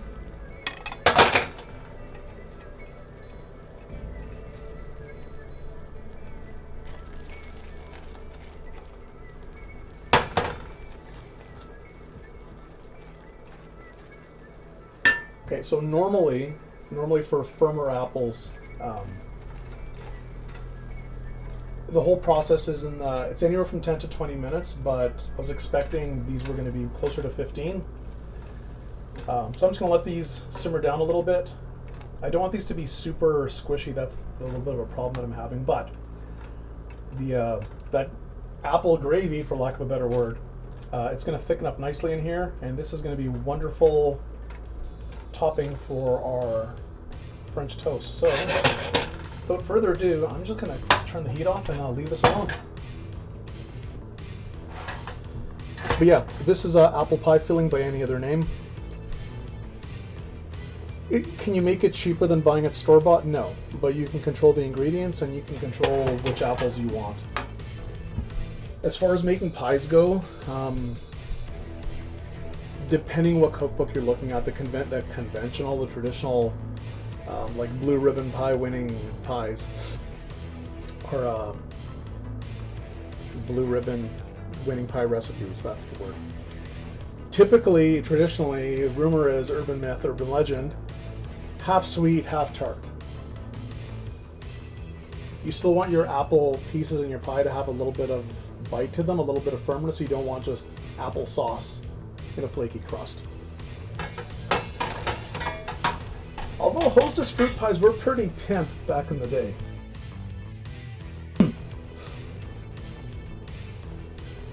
Yeah.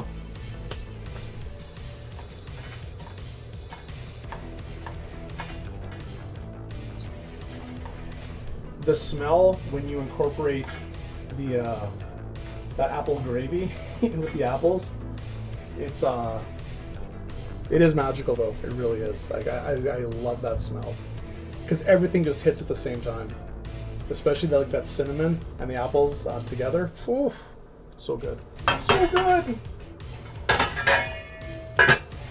We'll leave that alone for a bit. Next,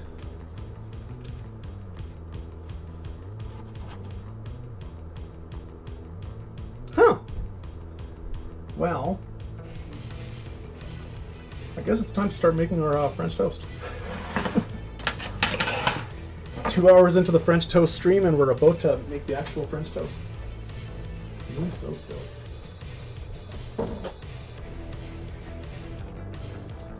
Oh, but I do get to ham it up a little bit for the studio audience.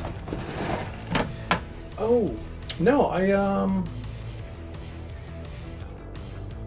do you want me to do a compote or no? You know what? I don't know if we have time. Oh, the irony.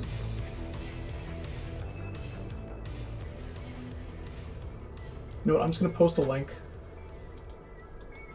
And if you really want, you can see the basic, the mid-level, and then the god tier of of making compotes.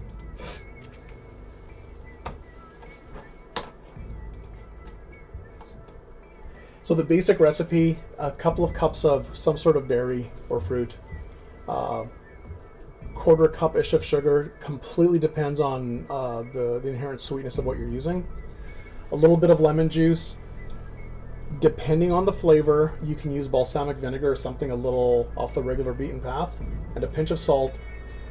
Just like with the apples, just tossing the berries in the sugar is going to start breaking apart. The berries is going to start getting through the fibers. It's going to release some moisture. It's going to start masticating it. You take that whole mess after 5 or 10 minutes of just softening itself up. You put in a small pot, bring it to a boil, and then you can add whatever else you want to it. You can throw in any sort of complementary flavors, any extracts, a bit more sugar, a pinch of salt. Usually how that goes. The next level is the same thing, but instead of just sugar, you make a honey sugar mixture. Same thing otherwise. And you thicken the whole thing up with some cornstarch. And then you can throw in some brandy or bourbon or some sort of liquor.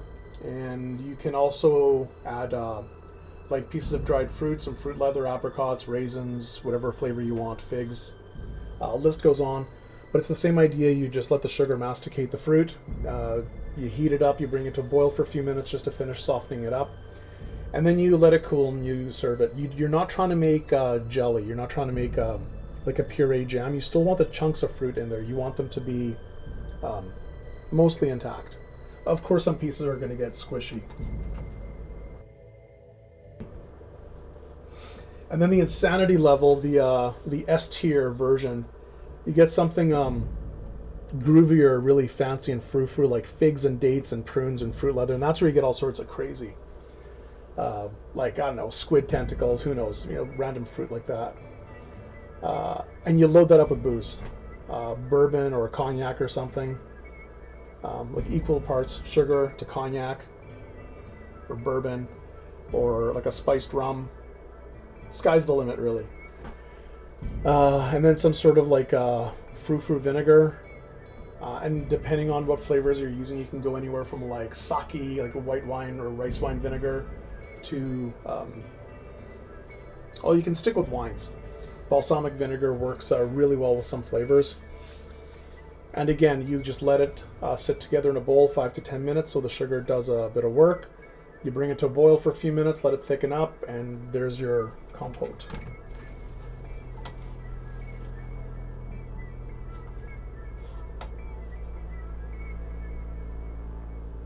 Oh, neat. Used to use dried apples and cook them down. That's cool.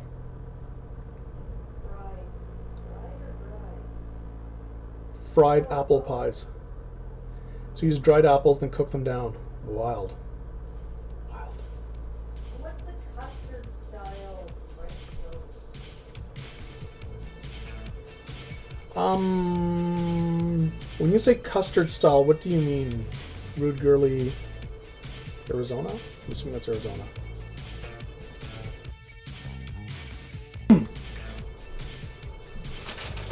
While I'm waiting for that question to get answered,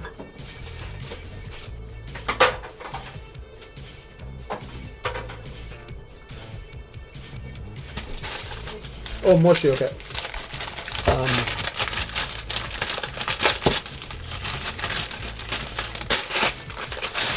Thing number one. Let's get some stale bread. And why do we have stale bread? Okay, let's just move this camera over. I don't think I need to... Yeah. Stale bread. Now, why do I have stale bread? Because it's dry and the moisture is going to be replaced with the batter. I'm going to completely saturate this, and it's not going to fall apart the way that moist, damp bread will. It just seems to work better. What I wanted to get was more of a French-style loaf instead of a little baguette. So I'm going to have to make more small pieces. Oh, darn. And this is it. So I'm going to...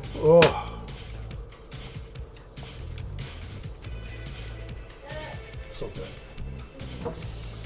Oh, carbs, I will miss you. What I'm not going to miss, though, is the nasty arthritic inflammation that I knew I was going to deal with when I stopped being super strict keto a few months ago. And this was all very intentional. For those of you that don't know, my cooking show on Friday is keto, very keto focused. It's exclusively keto. I do not recommend or encourage keto as a lifestyle. If you're going to get into it, do a bunch of reading. Feel free to ask me basically anything. I can answer from the most basic to the most hardcore of the biochemical questions, including the pathways, the interactions from the different hormones. I've done a fair bit of research on it. It's completely sustainable. I was perfectly healthy being strict keto for 3 years, just over 3 years. I was under 20 grams of carbs a day. And physically I felt fantastic. My blood work was done regularly. I had no deficiencies in anything, and everything seemed to be perfect. I also work at home, and I don't have to deal with going out in public all that often. I get like 2 weeks to the gallon on my car. And I don't have to deal with any weirdness of going out for food or drinks with my friends. Because anytime there's a restaurant involved, keto comes up, and then my existence makes people feel weird or guilty or something about ordering what they want to order. So just the social aspect is really awkward. If you're not completely sold on doing it, don't do it, because you're going to have a really, really bad time. Yeah. So when people ask, yes, it works. Do I recommend it? No, I don't.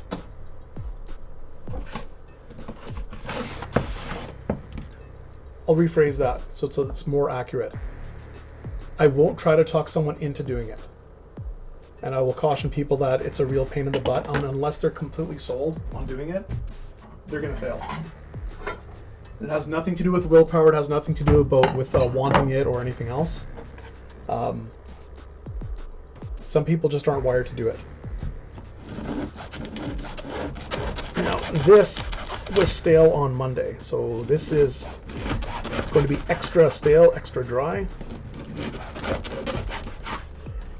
And if I'm not too careful with the knife. Okay, so real Farina, that's a great question. I'm wondering how much detail I should go into here. The problem is the chat is about a minute behind me, so if I go a little too far into too much information, it's going to take a while for that to catch up, so I'll get into it easily. I had a really nasty anal abscess, and I was getting a blood infection from an ingrown hair in my butt. So conveniently, the hospital is across the street from me, and when I called, our health links to see what they recommend, and they always recommend going to a hospital. I've never called this a health links line and not been told go to the hospital, no matter what. So the nurse asked me some questions, and she wanted me to take a good look at the area that I thought might have been infected, or blood infection. And she said if I can look at it, I'm looking for something like thin red lines, like somebody drew on my butt with like a red pen. I'm like, yeah, I can see that. She's like, yeah, it's probably infected. Get your ass to the hospital.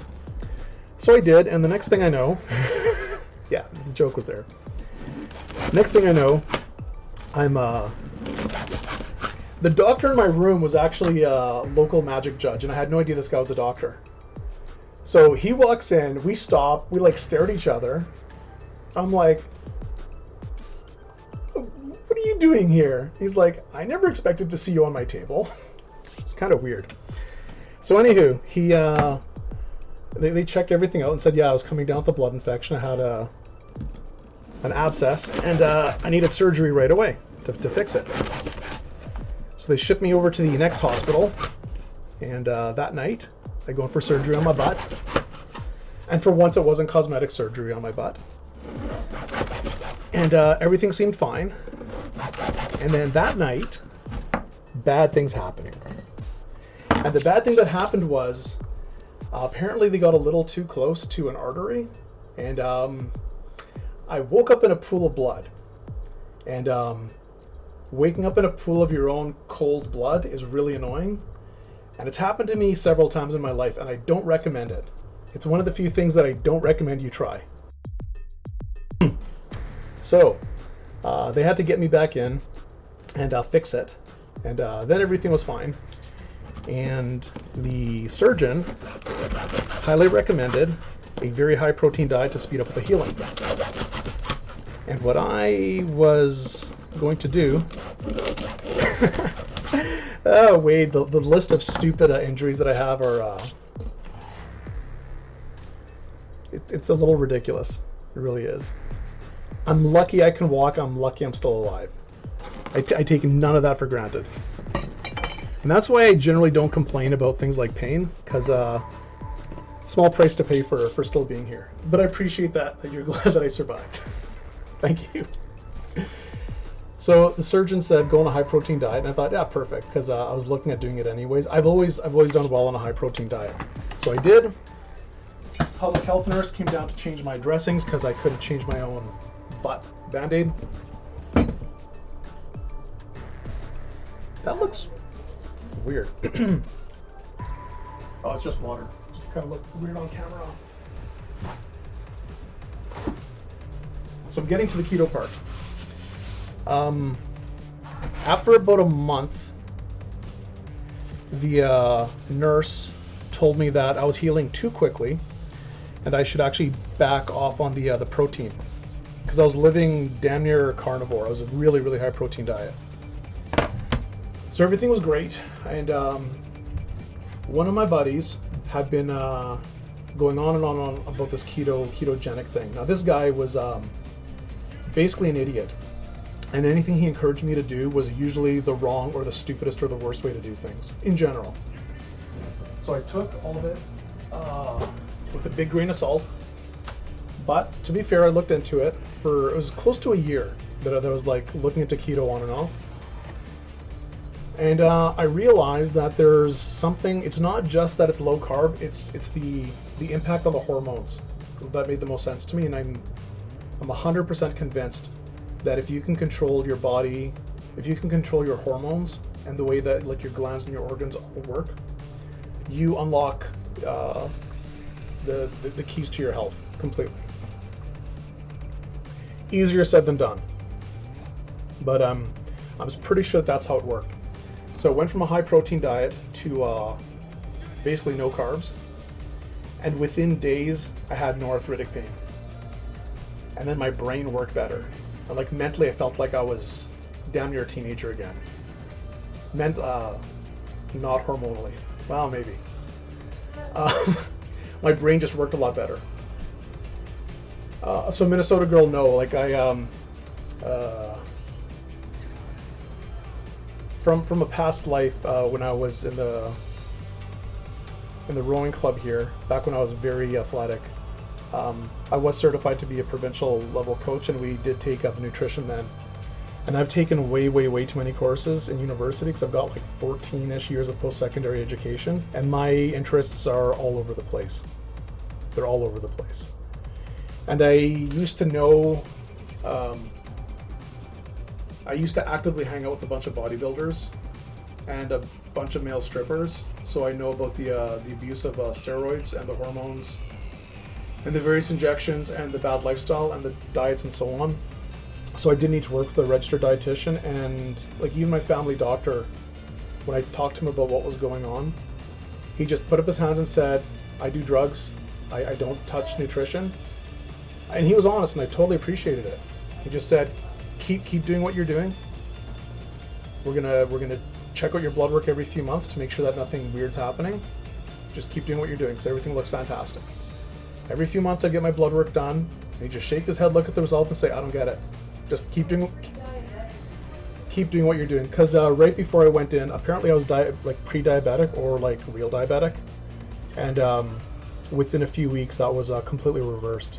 Like my A1C went from mid-teens down to under 6, and it didn't fluctuate. I was rowing here in Winnipeg, at the Winnipeg Rowing Club. There were 7 months where I basically lived to work out. I just fell in love with the activity, and the dudes, the adults at the rowing club, they were like some of the most fantastic people I've ever met. Like these guys were super duper encouraging, and it was all about like teamwork and camaraderie. Even though like single sculls was my thing, it was just a fantastic group of guys to work out with and hang out with and socialize with. The guys in my high school, because this was in high school, they were complete jerks, and the phys ed teacher slash coach from high school, she hated me, and she was just a complete cheerleader. And not to disrespect cheerleaders, but she fit all the bad stereotypes of the Hollywood bad cheerleader movie cheerleader. This was back in 87, 88. And I went... Maybe you know each other. Yeah, maybe. So I went from being like a tubby 220 to a lean 255 in about 7 months. And when I say lean, I mean like I had like definition on my abs. Like I was probably in the 10-12% body fat, and I wasn't trying. I wasn't trying to get ripped or anything, but I was working out at least 4 hours a day, and that was my prime. Like I was absolutely designed. Like that was the best time of my life to do what I was doing. Like the situation couldn't have been more perfect for the results. Yeah. So did I work with a registered dietitian? No. And most dietitians, they're not up to date on the modern research. Like people will still say that salt is bad for blood pressure. And some people think that the food pyramid is still a healthy way to live or a healthy way to eat. Now, all the conspiracy theories out the window. Anything in moderation, it'll work fine for basically everyone.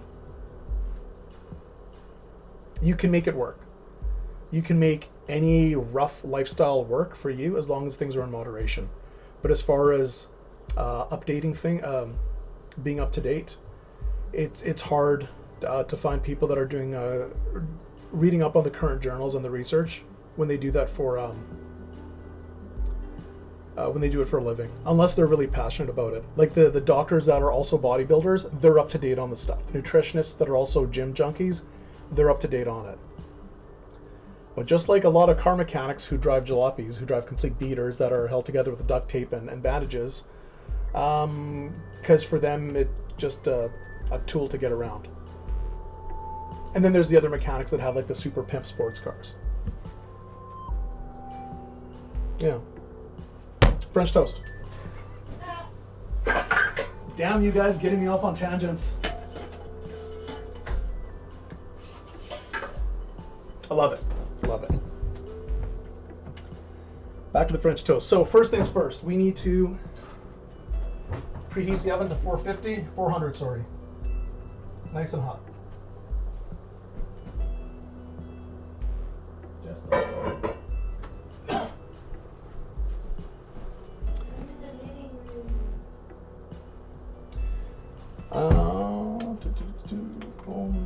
we have the DJ Nouveau is in the living room. Make sure to follow DJ Nouveau.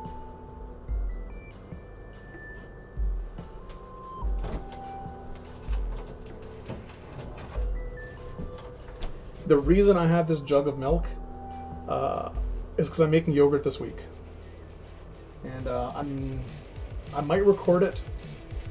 It's really, really boring. This goes in a crock pot. It goes up to 190, 195 Fahrenheit, and then it cools down to 115-ish. Then I add my yogurt starter, and then that goes into my oven with just the light on for 12 hours, and then that goes through a cheesecloth, and that's yogurt. It's literally that easy.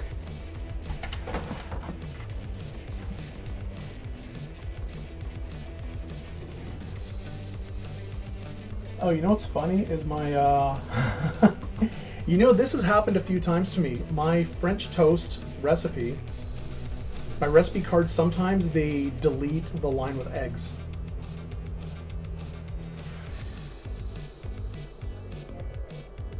Yeah, I don't know what it is. I don't know what it is. Yes.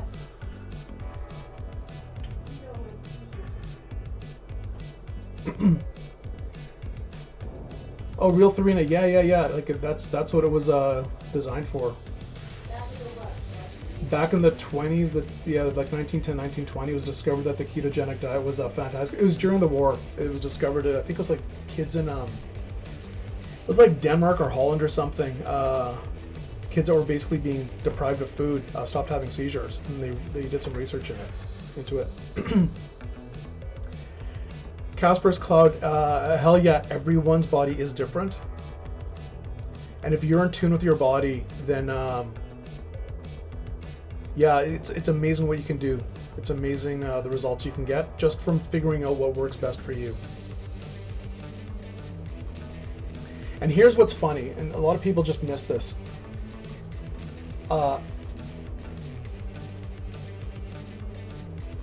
Things like our gut biome is tailored, like from our mom, or if it's a C-section, from whoever handles us first. The bacteria that we get in our gut biome has a lot to do with the food that's being eaten in the area. If you're a C-section baby and you're born in Japan, doesn't matter if you're Japanese, like genetically. If you're born in Japan and you're a C-section baby, your body is much better designed to process seaweed than somebody born in, Winnipeg, because of science. Yeah. Yeah, it's kind of weird. I need some eggs. Do I need 2 or 4 for this batch? I gotta go double check that. Hang tight just 1 second.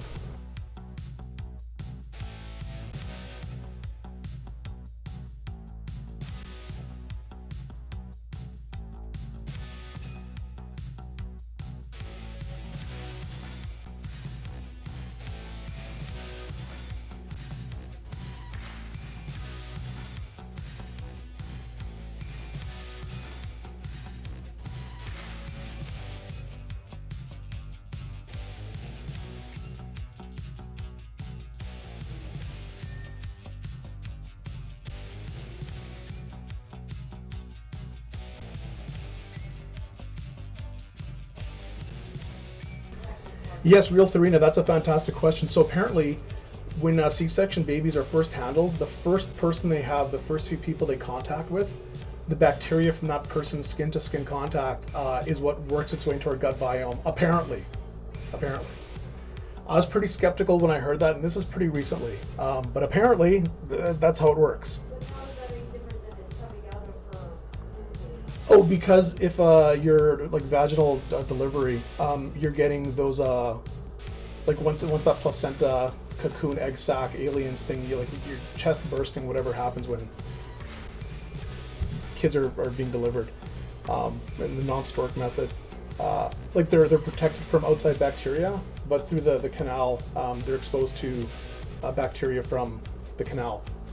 So if it's a C-section baby, it's like straight from placenta out to exposed to the outside world. So the first bacteria that the baby's in contact with apparently has a lot to do with what ends up in the gut biome.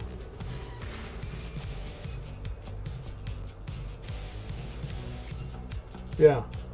But Google that, because I mean, I was really skeptical when I read it, and then I looked around a bit on the internet. I'm like, this seems legit. It just doesn't seem right. But everywhere that I looked, it seemed like it was true. So either I got punched something fierce, and I'm just spreading fake news, or there's something to it.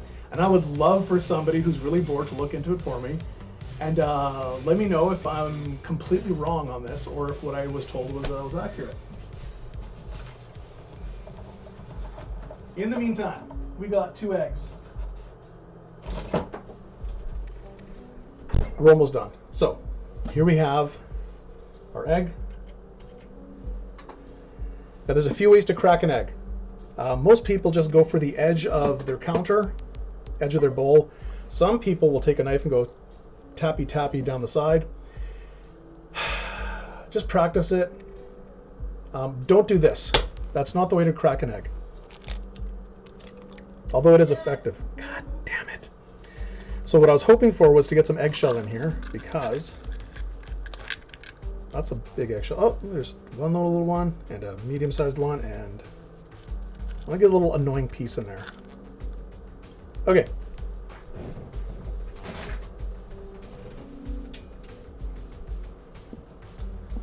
So we have a tiny piece, 2 big pieces, and a gigantic piece. Now, off the edge, if you're lucky, you get a crack that's just horizontal, and then it's easier to pull it apart. But the thing to keep in mind is, once you can get, like, you might have to press down to get some separation in the egg. You just want to pull the shell apart. Think of it as pulling the shell apart rather than trying to just smash it in half. So now we have a bunch of eggshell in here, and now I need to freak out. So here's me freaking out. Nah, I'm freaking out. Ah! Conveniently, I have nature's very own eggshell scooper upper picker gizmo, and this will magically cut right through the egg white and scoop up the pieces. Well, that one doesn't really count because it was a gigantic shell. But these two little guys here, the egg shell itself can cut right through the egg white without mushing everything around. It's kind of magical. Now, if you really want to save the extra egg white, you can just hold the eggshell in place, like the little fragment that's inside this cup. Are you really saving any eggshell? Not really. Or egg white? Not really. A few drops. Yeah, it's what the cool kids call a hack. Hack.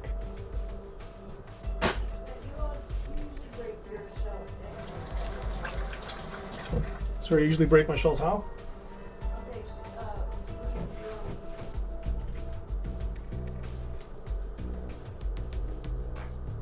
Okay, yeah, so normally Rude Girl, that's a really good point. Normally I do that all the time. Because it's the first ingredient, I don't care. What I do on my stream basically all the time is I will crack my eggs open, especially if they're the farm eggs. I will crack them open over a separate bowl, and if I have to separate them, that's fine. But if there's like beaks and feathers or some red stuff that I don't want, I throw that out, and I'm not risking contaminating the rest of my ingredients. Do I have a good one-handed egg cracking technique? Yes, I do.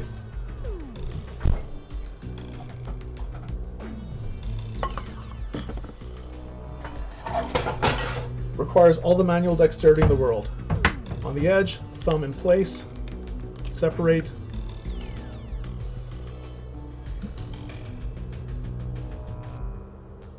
So I gave it a crack, thumb goes in, and I just pop the top off, it goes out. Do I recommend it? No. Can I do like 2 at a time all day long? Yeah, I can practice it. I mean, like I do have some dexterity in my left hand. I'm by no means ambidextrous, but yeah, weight exactly. If there's beak and feathers or like claws or stuff, hooves. If there's non-yolk, non-white stuff in there, don't want it. So I'm gonna make a 1.5 batch just to make use of this other egg.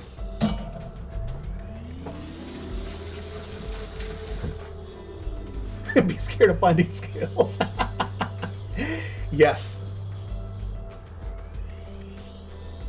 Yeah. One of my clients, he has his own hens, and a few of them they lay blue eggs, which are really cool because they have this like really awesome bluish green color to them. And his eggs are normally, the shells are pretty strong. The farm eggs that I have in my fridge, they are the shells are very flimsy. Like they're very thin. I don't like it. Like the first time I got farm fresh eggs a few years ago, I was shocked with how solid some of these eggs were. And there's one person was advertising that they had free range chickens. So my buddy's driving us out to pick up some of these free range chickens. And there's this chicken crossing the road, and I'm like, what? So we go to pick up the eggs, and my buddy's like, oh, by the way, one of your chickens is not in the coop. I says, oh yeah, we leave it open. They know where they live. They'll be back. I'm like, you literally mean free range? Like these things can just walk out whenever they want? It's, yeah. Apparently there weren't any wolves or predators in the area. I was shocked. I was very surprised.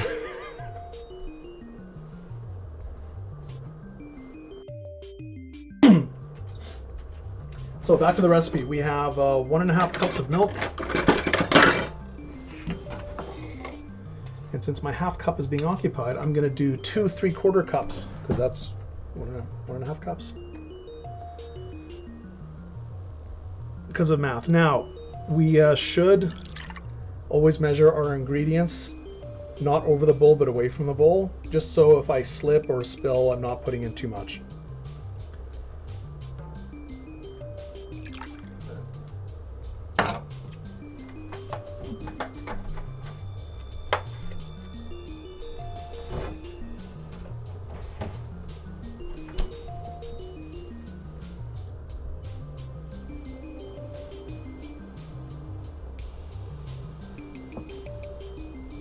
Huh.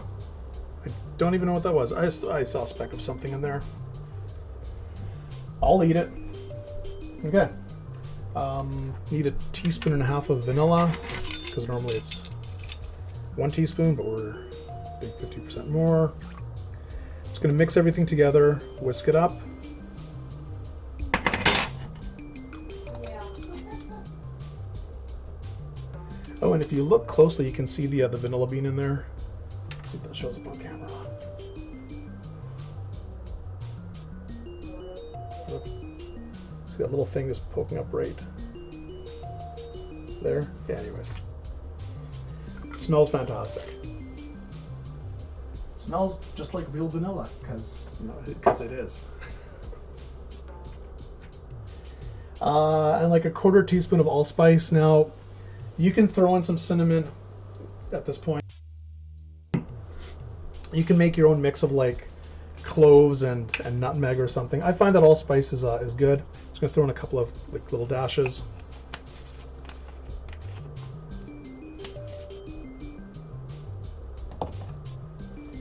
And this gets whisked up. Unfortunately, my little whisk is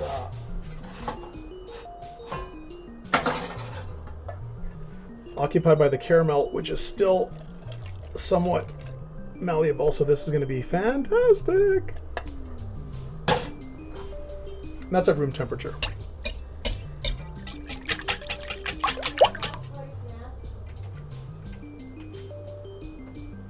Oh, why is allspice nasty? I know that's. I'm just wondering if there's like something particular to the flavor, or if you had some food that reminds you of it that you don't like, or if you're allergic to it. Because I know some people that don't like cinnamon. One of my friends, his wife was actually allergic to cinnamon.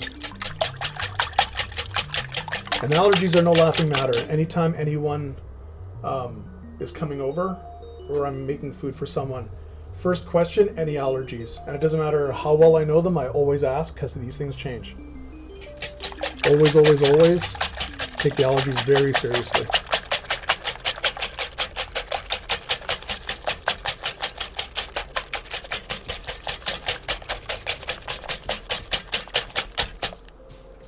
And yes, a little allspice does go a heck of a long way. I find when I put cinnamon in the French toast here, it's just the first few pieces of bread, because cinnamon doesn't really dissolve because it's tree bark. It tends to just float on top, and then the first few pieces get too much cinnamon, the pieces later don't get enough, and then it sort of clumps up. You can sprinkle some cinnamon on it later. I'm going to keep this spatula handy. Move my applesauce over. I'm going to get a frying pan.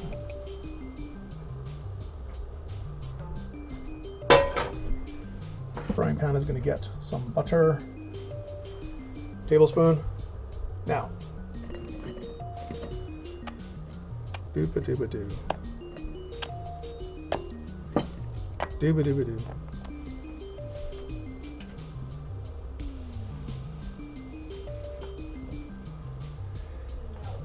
Casper's Cloud, no, because just think tree bark, like tree. Well, because it literally is tree bark. Yeah, same with anise. Wait, that it doesn't dissolve, or you don't like the taste? Because unfortunately, I can't have ouzo because it's a sweetened liqueur, so I can't have it when I go back to keto. Oh, you know what? I'm dumb. I've been non-keto for a few months and I didn't run out and buy any ouzo, I know. which is kind of surprisingly dumb for me. I think I just lost my Greek card.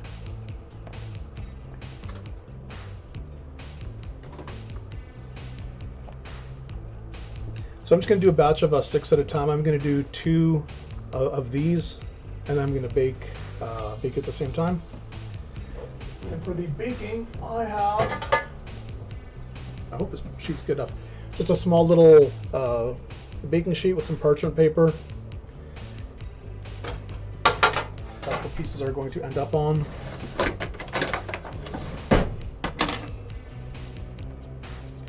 So even though this bread was like super dry and crusty, it's become nice and hydrated, but it's still holding its shape because it was nice and dry and crusty.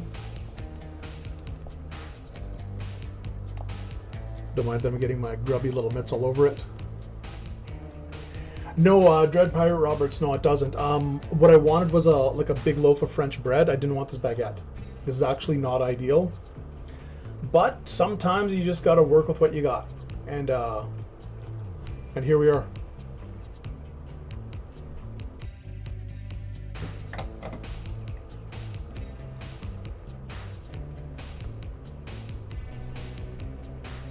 You're good until someone yells at you. Yeah. The last time I was at an East Indian restaurant, it was with my insurance guy, who's very East Indian. So he walks in with his turban, and I walk in. We sit down to eat. We order. They ask for the how spicy we want it. I said, pretend I'm not white, make it as spicy as possible. And Ricky's like, hell no. No. Mild, super mild, very mild. I'm like, no. You're paying for it. I'm the guest. Spicy as hell. Yeah. Just can't make it hot enough.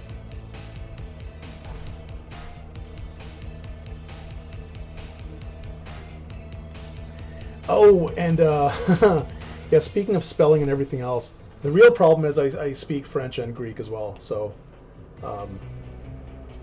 yeah, sometimes I get a little too pedantic when it comes to the spelling. Like when people say, when they misuse some of the French words like apropos, it doesn't mean appropriate, it means with respect to or in regards of. It drives me mental, it really does. Like, it's one of my huge pet peeves. Yeah, exactly. Tabernacle is right. So, I'm not going to freak out on someone because they misuse a phrase, but they're using the phrase to pretend to be like worldly or cultured or something. And, you know, much like yogurt, most people's culture is... I know there's a joke in there somewhere. Yeah. Hot curry. Sign me up.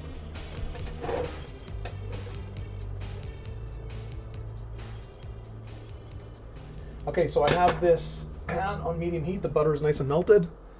It's going to... I don't know if you even want to... What else there is to see? I'm just going to pop this over this way. Hopefully it stays in place. I'm just going to do 6 of these pieces at a time. These are a touch thick. Complained no one ever. I don't want these puddles to be forming around. I'll trim those off at some point. Oh, was there a comment in there? Ew!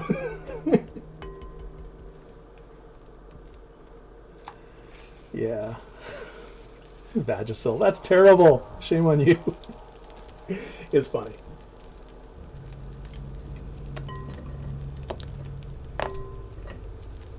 Oh.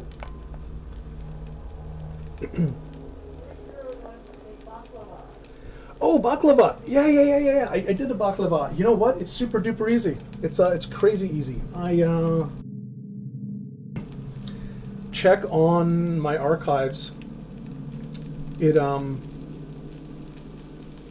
Yeah, I did a baklava. I did a pistachio I did like a Hawaiian themed baklava with pistachio and lilikoi instead of honey, and it was awesome. And the shredded stuff, yeah, I have bad memories of it, the shredded stuff, because I used to be really sensitive to some nuts. Like I used to be allergic to walnuts, and almonds used to bother me a bit. But as time went on, I got over it. Kataifi, the shredded stuff. Yeah, so the rose water, I don't mind it with a little bit of citrus, just because I grew up around it. I was used to that flavor being thrown into the Greek desserts. But most of my friends don't care for it, they're not used to it, so I just don't use it. But good catch, Vlahos. Most grocery stores, much to my surprise, carry this stuff, and this stuff is super easy to work with. And yeah, it's like a 1 pound package of phyllo dough. You can work wonders with this. So yeah, I did do a baklava stream not too long ago, and it was really good. It was really good. Super easy. It's something that you just can't be afraid of playing with. So after about 3 minutes, the bottom should be getting a little golden brown. Now, I'm gonna let that cook a little longer. Just a few more seconds. And I might, shocker, I might actually add a little more butter to this.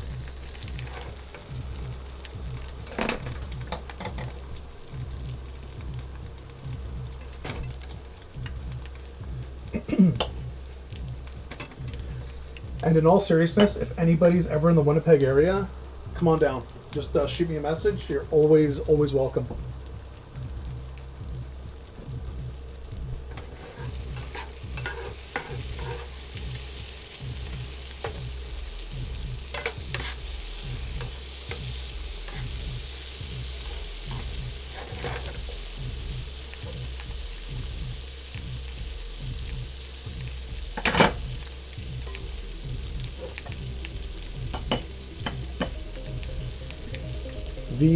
The nearest hookah shop slash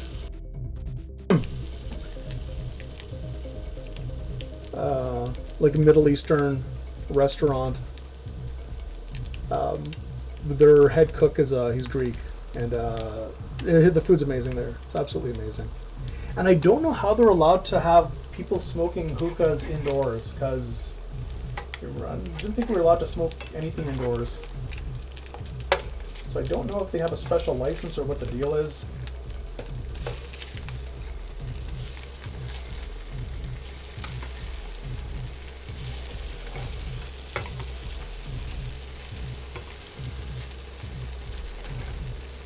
Oh, and Minnesota Girl, I hope I answered enough of the question about the keto and why I did it and why I went onto it. I told myself originally I was going to do it for a month, and within like a couple of weeks, the results I had were mind blowing. But it's going to be different from person to person. I was already on a very high protein diet. I was already primed to do it, and it made sense to me. So I didn't have a problem with exercising willpower to stick to the diet. I was convinced I was going to do it for at least a month, just to see how it went. Awesome! Thank you, yet another crazy DJ. DJ Nuvo hits 300 followers. Awesome. Thank you so much.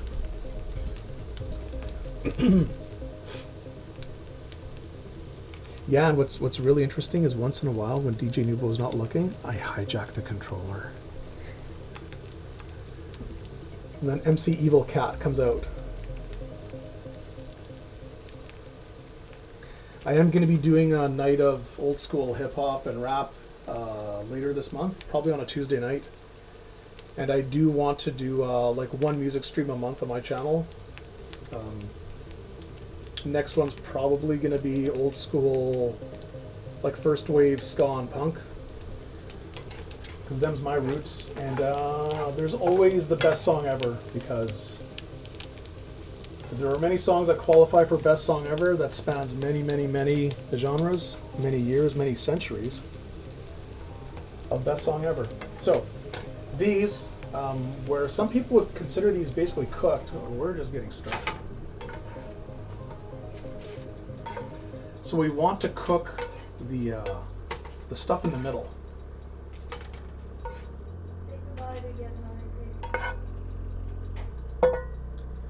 Another crazy DJ, thank you for tuning in. Yeah, we'll see you around.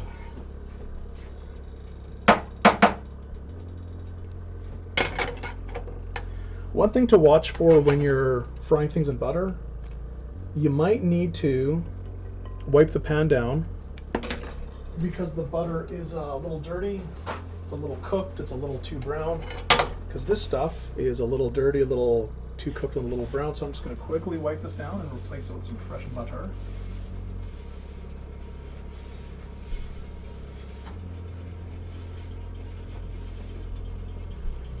The pan's nice and hot, the butter's going to melt right away. Just going to take a few seconds.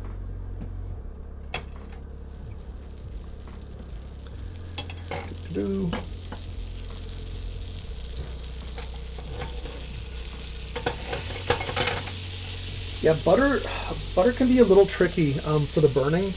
You can't cook it on 11. Like this is on medium and it's already sizzling.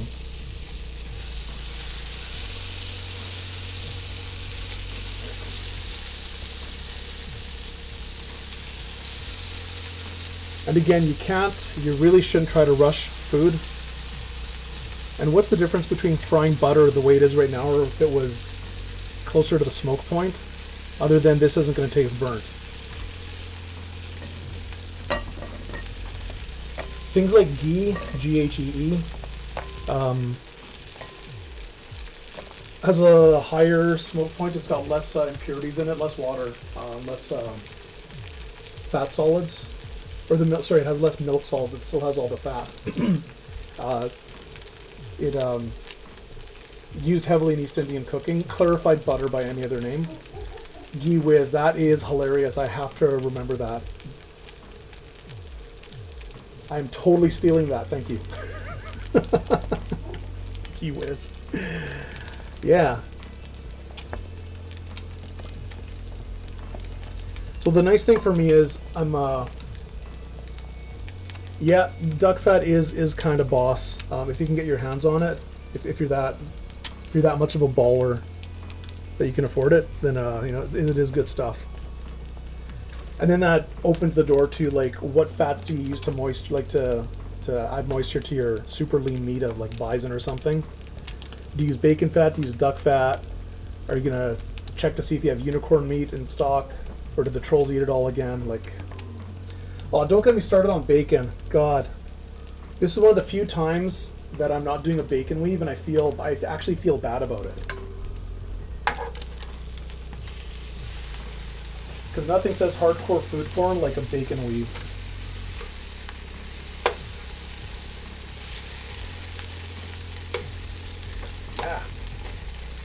Let my almost donut go.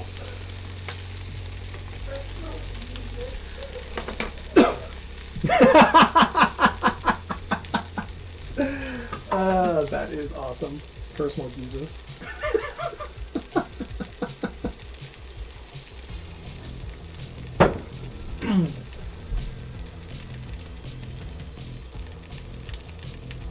That is awesome.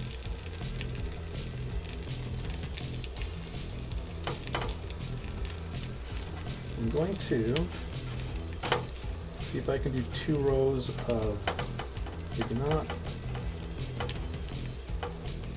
Yeah, I can probably do 2 batches of 6 in here.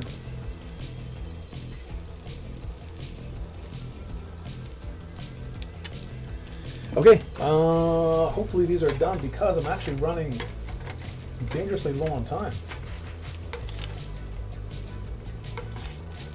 Good thing I didn't go for the 6th sauce.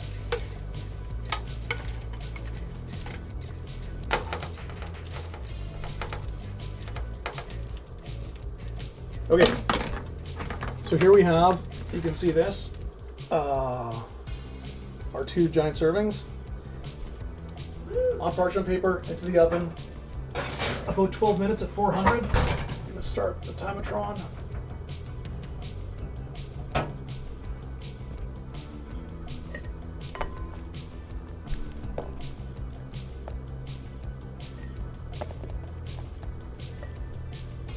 Oh, and these corner pieces, I really need to trim the very ends off, otherwise it's going to be hard for the batter to penetrate the outside.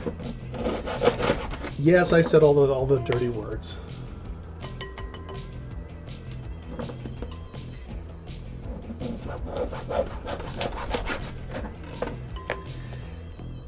Yeah, I know 400, like 300 for the Maillard reaction is the sweet spot. Some recipes call for a higher temperature for less time, and this is one of them. Or I could have left it in the pan for a few more minutes and made sure that it was cooked all the way through, but just based on the thickness and how saturated these little chunks are with the batter, I might risk burning the outsides, but baking them, 12 minutes is going to be enough time for the heat to penetrate to the middle. And the reservations, that's awesome. Eggs are kind of weird that even when you take them away from the heat source, they keep cooking because the moisture, it acts like a heat sink and it keeps cooking for a while. So one of the tricks, one of the hacks, when you're boiling eggs, when they're boiled long enough, you immediately take them into an ice bath to stop the cooking process.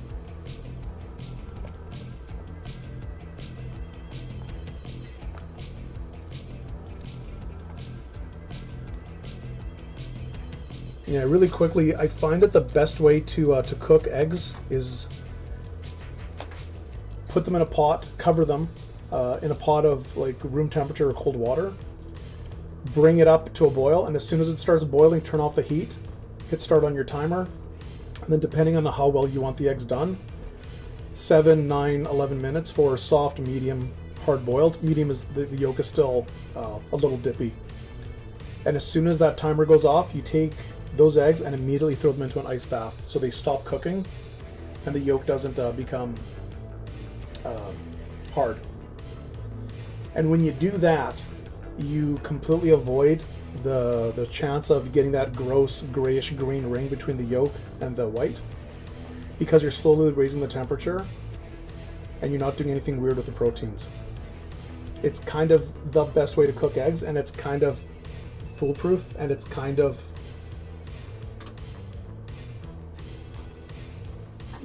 perfect. Dread Pirate Roberts, how do you do it out in Montana? And eyes. Most people haven't cooked eggs like... Oh, you've never cooked eggs. Wow. And again, like I was saying before, unless you've been shown, unless it was drilled into you at school, which I don't think it happens,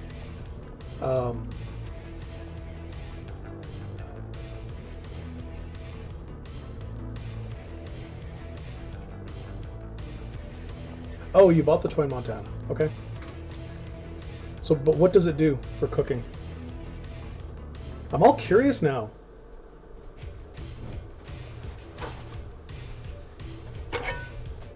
Like, I'm not one to run on by the latest cooking gadget. I don't have room for it, for one, and I'm kind of opposed to gadgetry in general. Like, if it really is a time saver, I should have one if it's actually going to make my life easier.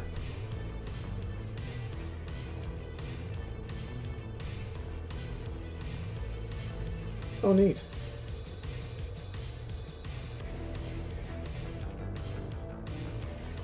Huh. Neat.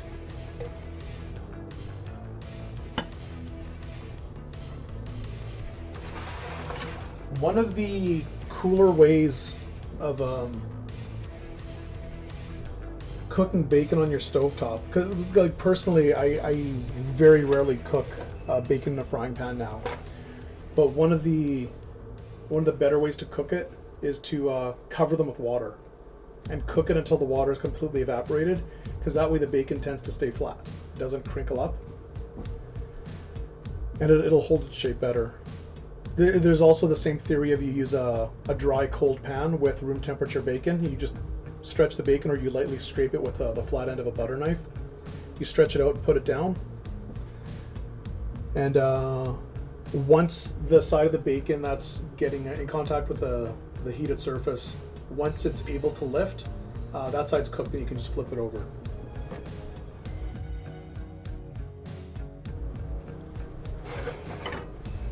Okay, we've got 7 minutes left, and I'm going to show you this. But in general, you know what? I'm not gonna have a chance to plate this. I'll take pictures and post it on the Discord because I don't want to be late for Sudeep. Yeah. The thing that's kind of cool about the French toast right now is it's puffing up in the oven. You don't get that in the pan. And the one thing that I will want to show you is you're going to hear the sound it makes and how crispy it is. Yeah, typically when I cook bacon, I will leave it up, and then whatever strips are left over, I will I'll just cook it up at the same time. Because who's going to complain about extra bacon? There's no such thing as extra bacon. Like back when I smoked, someone would say, "Hey man, got an extra smoke?" Nope, pack only came with 25. Sorry, there wasn't a manufacturing defect in this package. Now, if it's can you spare a cigarette or give me a cigarette or I'll shank you, I mean, that's totally different. That's a legitimate way of asking, but do you have an extra? Come on. Maybe I'm a little too pedantic. I've been accused of worse. Just a touch. Got 6 minutes left. Yeah, bacon, I do a whole pound at a time. And when you bake it, there's just less mess, it's easier to clean up, and it's done perfectly every time. And especially when it's woven, you can make magic happen with it because you have this sheet that will hold its shape. You can cut it to whatever shape you want. Yeah, all sorts of goodness. I did acquire a little mini poacher thing that you're supposed to put over it. It's somewhere over here. It's this little Teflon container. I don't know.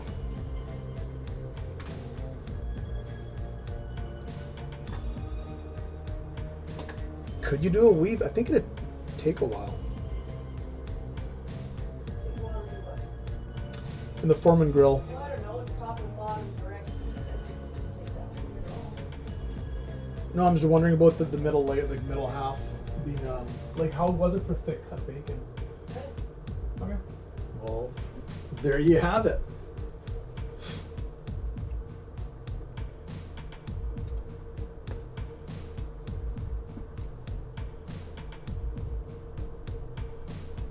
Caged a couple of minutes, and I want to figure out a better system for the handoffs from Papa Shock to me to Sudeep back to Shock, because we can't seem to, like, I can't start my stream until Papa Shock is done his stream. I can't just hijack the stream and take over. I know there's a way to do it. There's a few ways to do it, but all of them require like big computers and really, really good internet connection.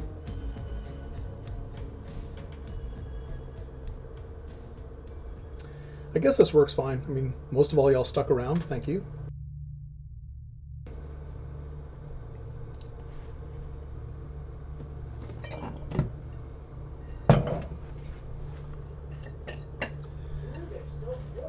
Oh, there's lots more.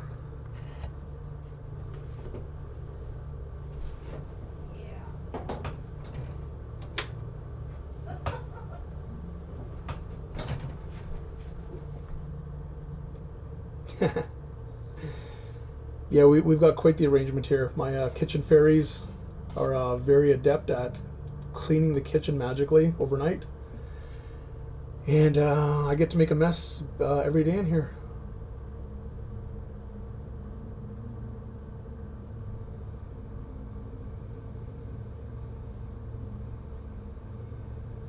The one thing that's neat about the keto diet is once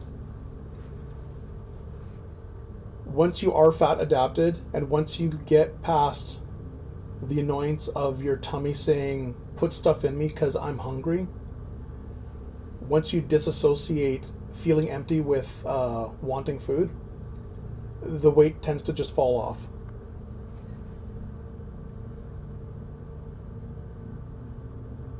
Like the first few months that I was strict keto, I lost it was around 35 pounds in a few months, and I wasn't trying to lose weight. Like it literally just fell off. But your mileage will vary. I have a very, very different genetic and like physical background than everyone else. Any two random people are going to be fairly different, and I can almost guarantee nobody's got my genetic makeup or background or history.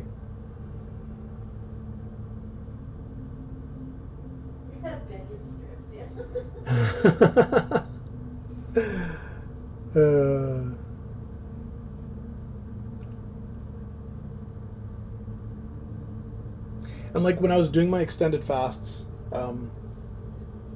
like after a while, I was doing like a strict more than 24-hour fast, like every other month or so, every couple of months, 4 months, 3 months, whatever. You just get used to it. Like you get used to the feeling of your stomach's empty, and if you stop associating that with any sort of discomfort, then you don't need to eat. Because back when I was a lot of pounds lighter, I was on some nasty I went on a bunch of different antidepressants for about 1.5 years, and I packed on a bunch of weight. So that's all gone and corrected, and I'm trying to get back to stuff. Yeah, Wim Hof. That's a big can of worms to open up. That's a big can of worms. I'd be happy to discuss it because there's a lot of good science and a lot of weird stuff there. I'm not going to say junk. Like he and his brother, it doesn't hurt their claims that they're genetic freaks. And that's not to say that the method doesn't work, because it does for everyone that's tried it and given it a real go. Now, I said puff up a bit. I wasn't kidding. They're so pretty. I don't know if you can hear the scrapiness. These are kind of crispy on top. Yeah, these are going to be the delish. So I'm going to really quickly, do I have time? 3 minutes. Really? It says you've been on for 2 minutes and 50 seconds there. Well, I don't want to be late because Okay. just do.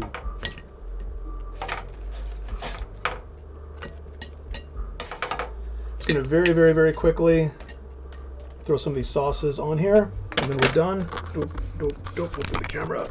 This stays with me. Stay on target. Stay on target. Okay. First things first. We got some sticky caramel. We're gonna caramel up this one over here.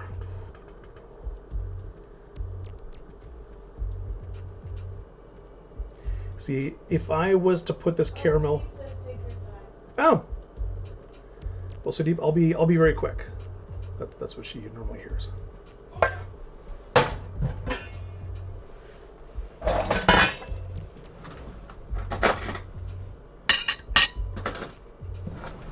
Got one of those. I'm gonna get me. Oh, so this stuff, you can just see how thick that is. Yeah. Greg Clark wants to know if you're a real chef or is this just a hobby? No, I'm a mathematician.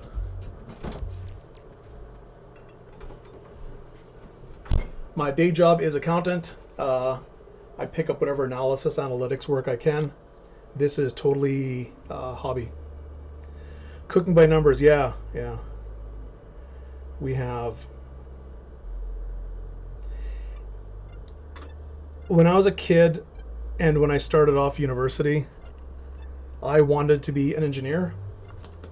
I wanted to be the guy that got to apply the theoretical to the real life. And my brother, while he was working on his master's in mechanical engineering, he talked me out of it. And thank God for my brother talking me out of it, because engineering was not the thing for me. What else did we make? Was that it? Yeah. Just those 3 things? Okay, well. If we really want, I could just go shake with some chocolate, cocoa, and And I can always do a little sprinkle of some icing sugar.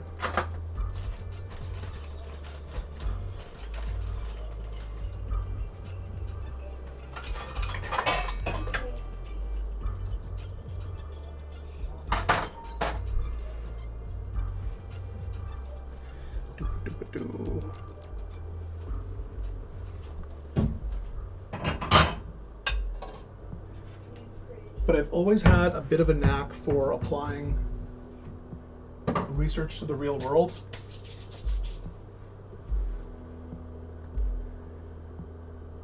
Well, I guess I'm going to hand these over to DJ Noob and see what he likes. Here we go. And we're off. Timmy! Jimmy. Probably not. I was gonna say I'll need it like. I know, they're kind of small, maybe. Party toast is right.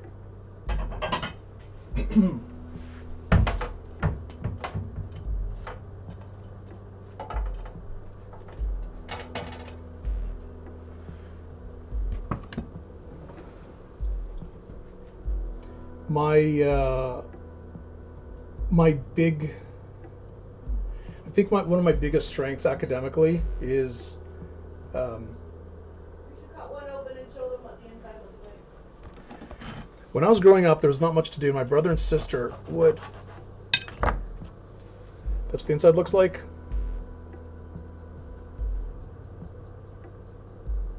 Nice and cooked all the way through. This one's a little squished just from me pushing down on it.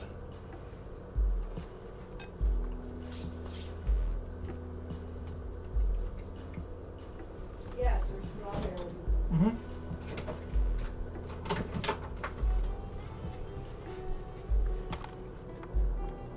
I did have some blackberries and strawberries. I will use these tomorrow on my keto stream, and I will be masticating these with allulose. If you want to see me make like a keto compote, which would work fantastic on this.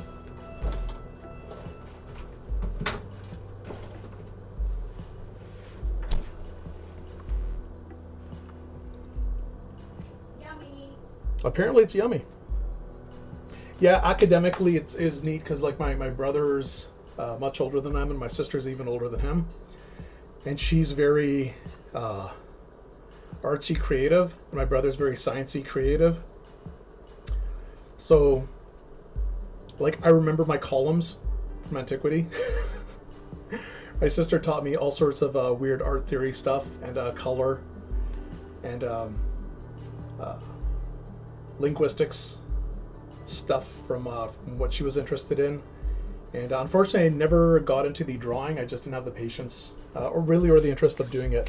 And then my brother taught me all sorts of math stuff when I was younger. So I was incredibly bored in school. And thankfully, I had the occasional good teacher that could keep me challenged and focused. Otherwise, things could have been really bad for me.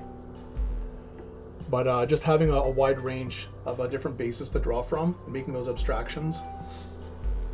People think I'm a lot smarter than I actually am, just because I have such a wide base to draw from.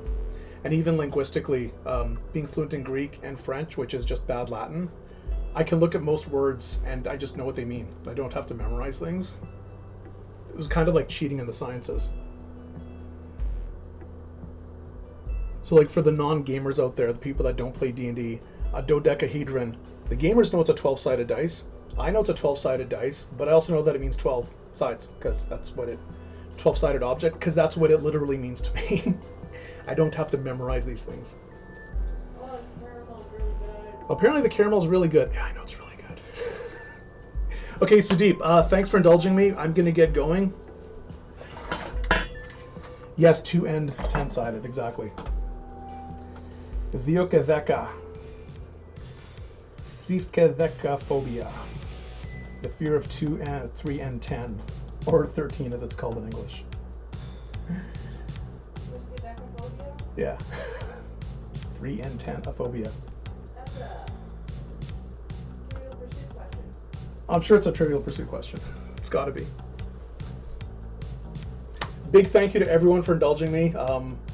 Can't stress enough how much this means to me for my own mental health and my emotional well-being. And having met, it's all Greek to you. I'm really quickly, my grade 8 science and math teacher, he kept saying that. 3 out of his 20 students were Greek. And none of us thought it was funny. And after the, I don't know, 30th or 40th time in the first month that he said it, I'm like, it's not funny. Like, I'm Greek, it's not funny.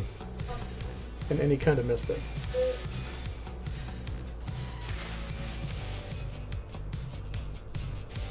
Even, Monsieur, nous sommes ici, sont grecs. Ce n'est pas. Yeah. I live in Toronto. Yeah, anyways, thanks again, everyone. Much love. Please support Shock and keep his cat well fed. And stay tuned for Sudeep. Sudeep, I'm going to be ending the stream right away. And then I guess you can hit start on your broadcast of Tron, and then we'll get going. I'm back on tomorrow at roughly the same time, 5 o'clock Central, doing my keto stuff. Hope that doesn't interfere with anyone else. You guys stay safe. Stay safe. Opa.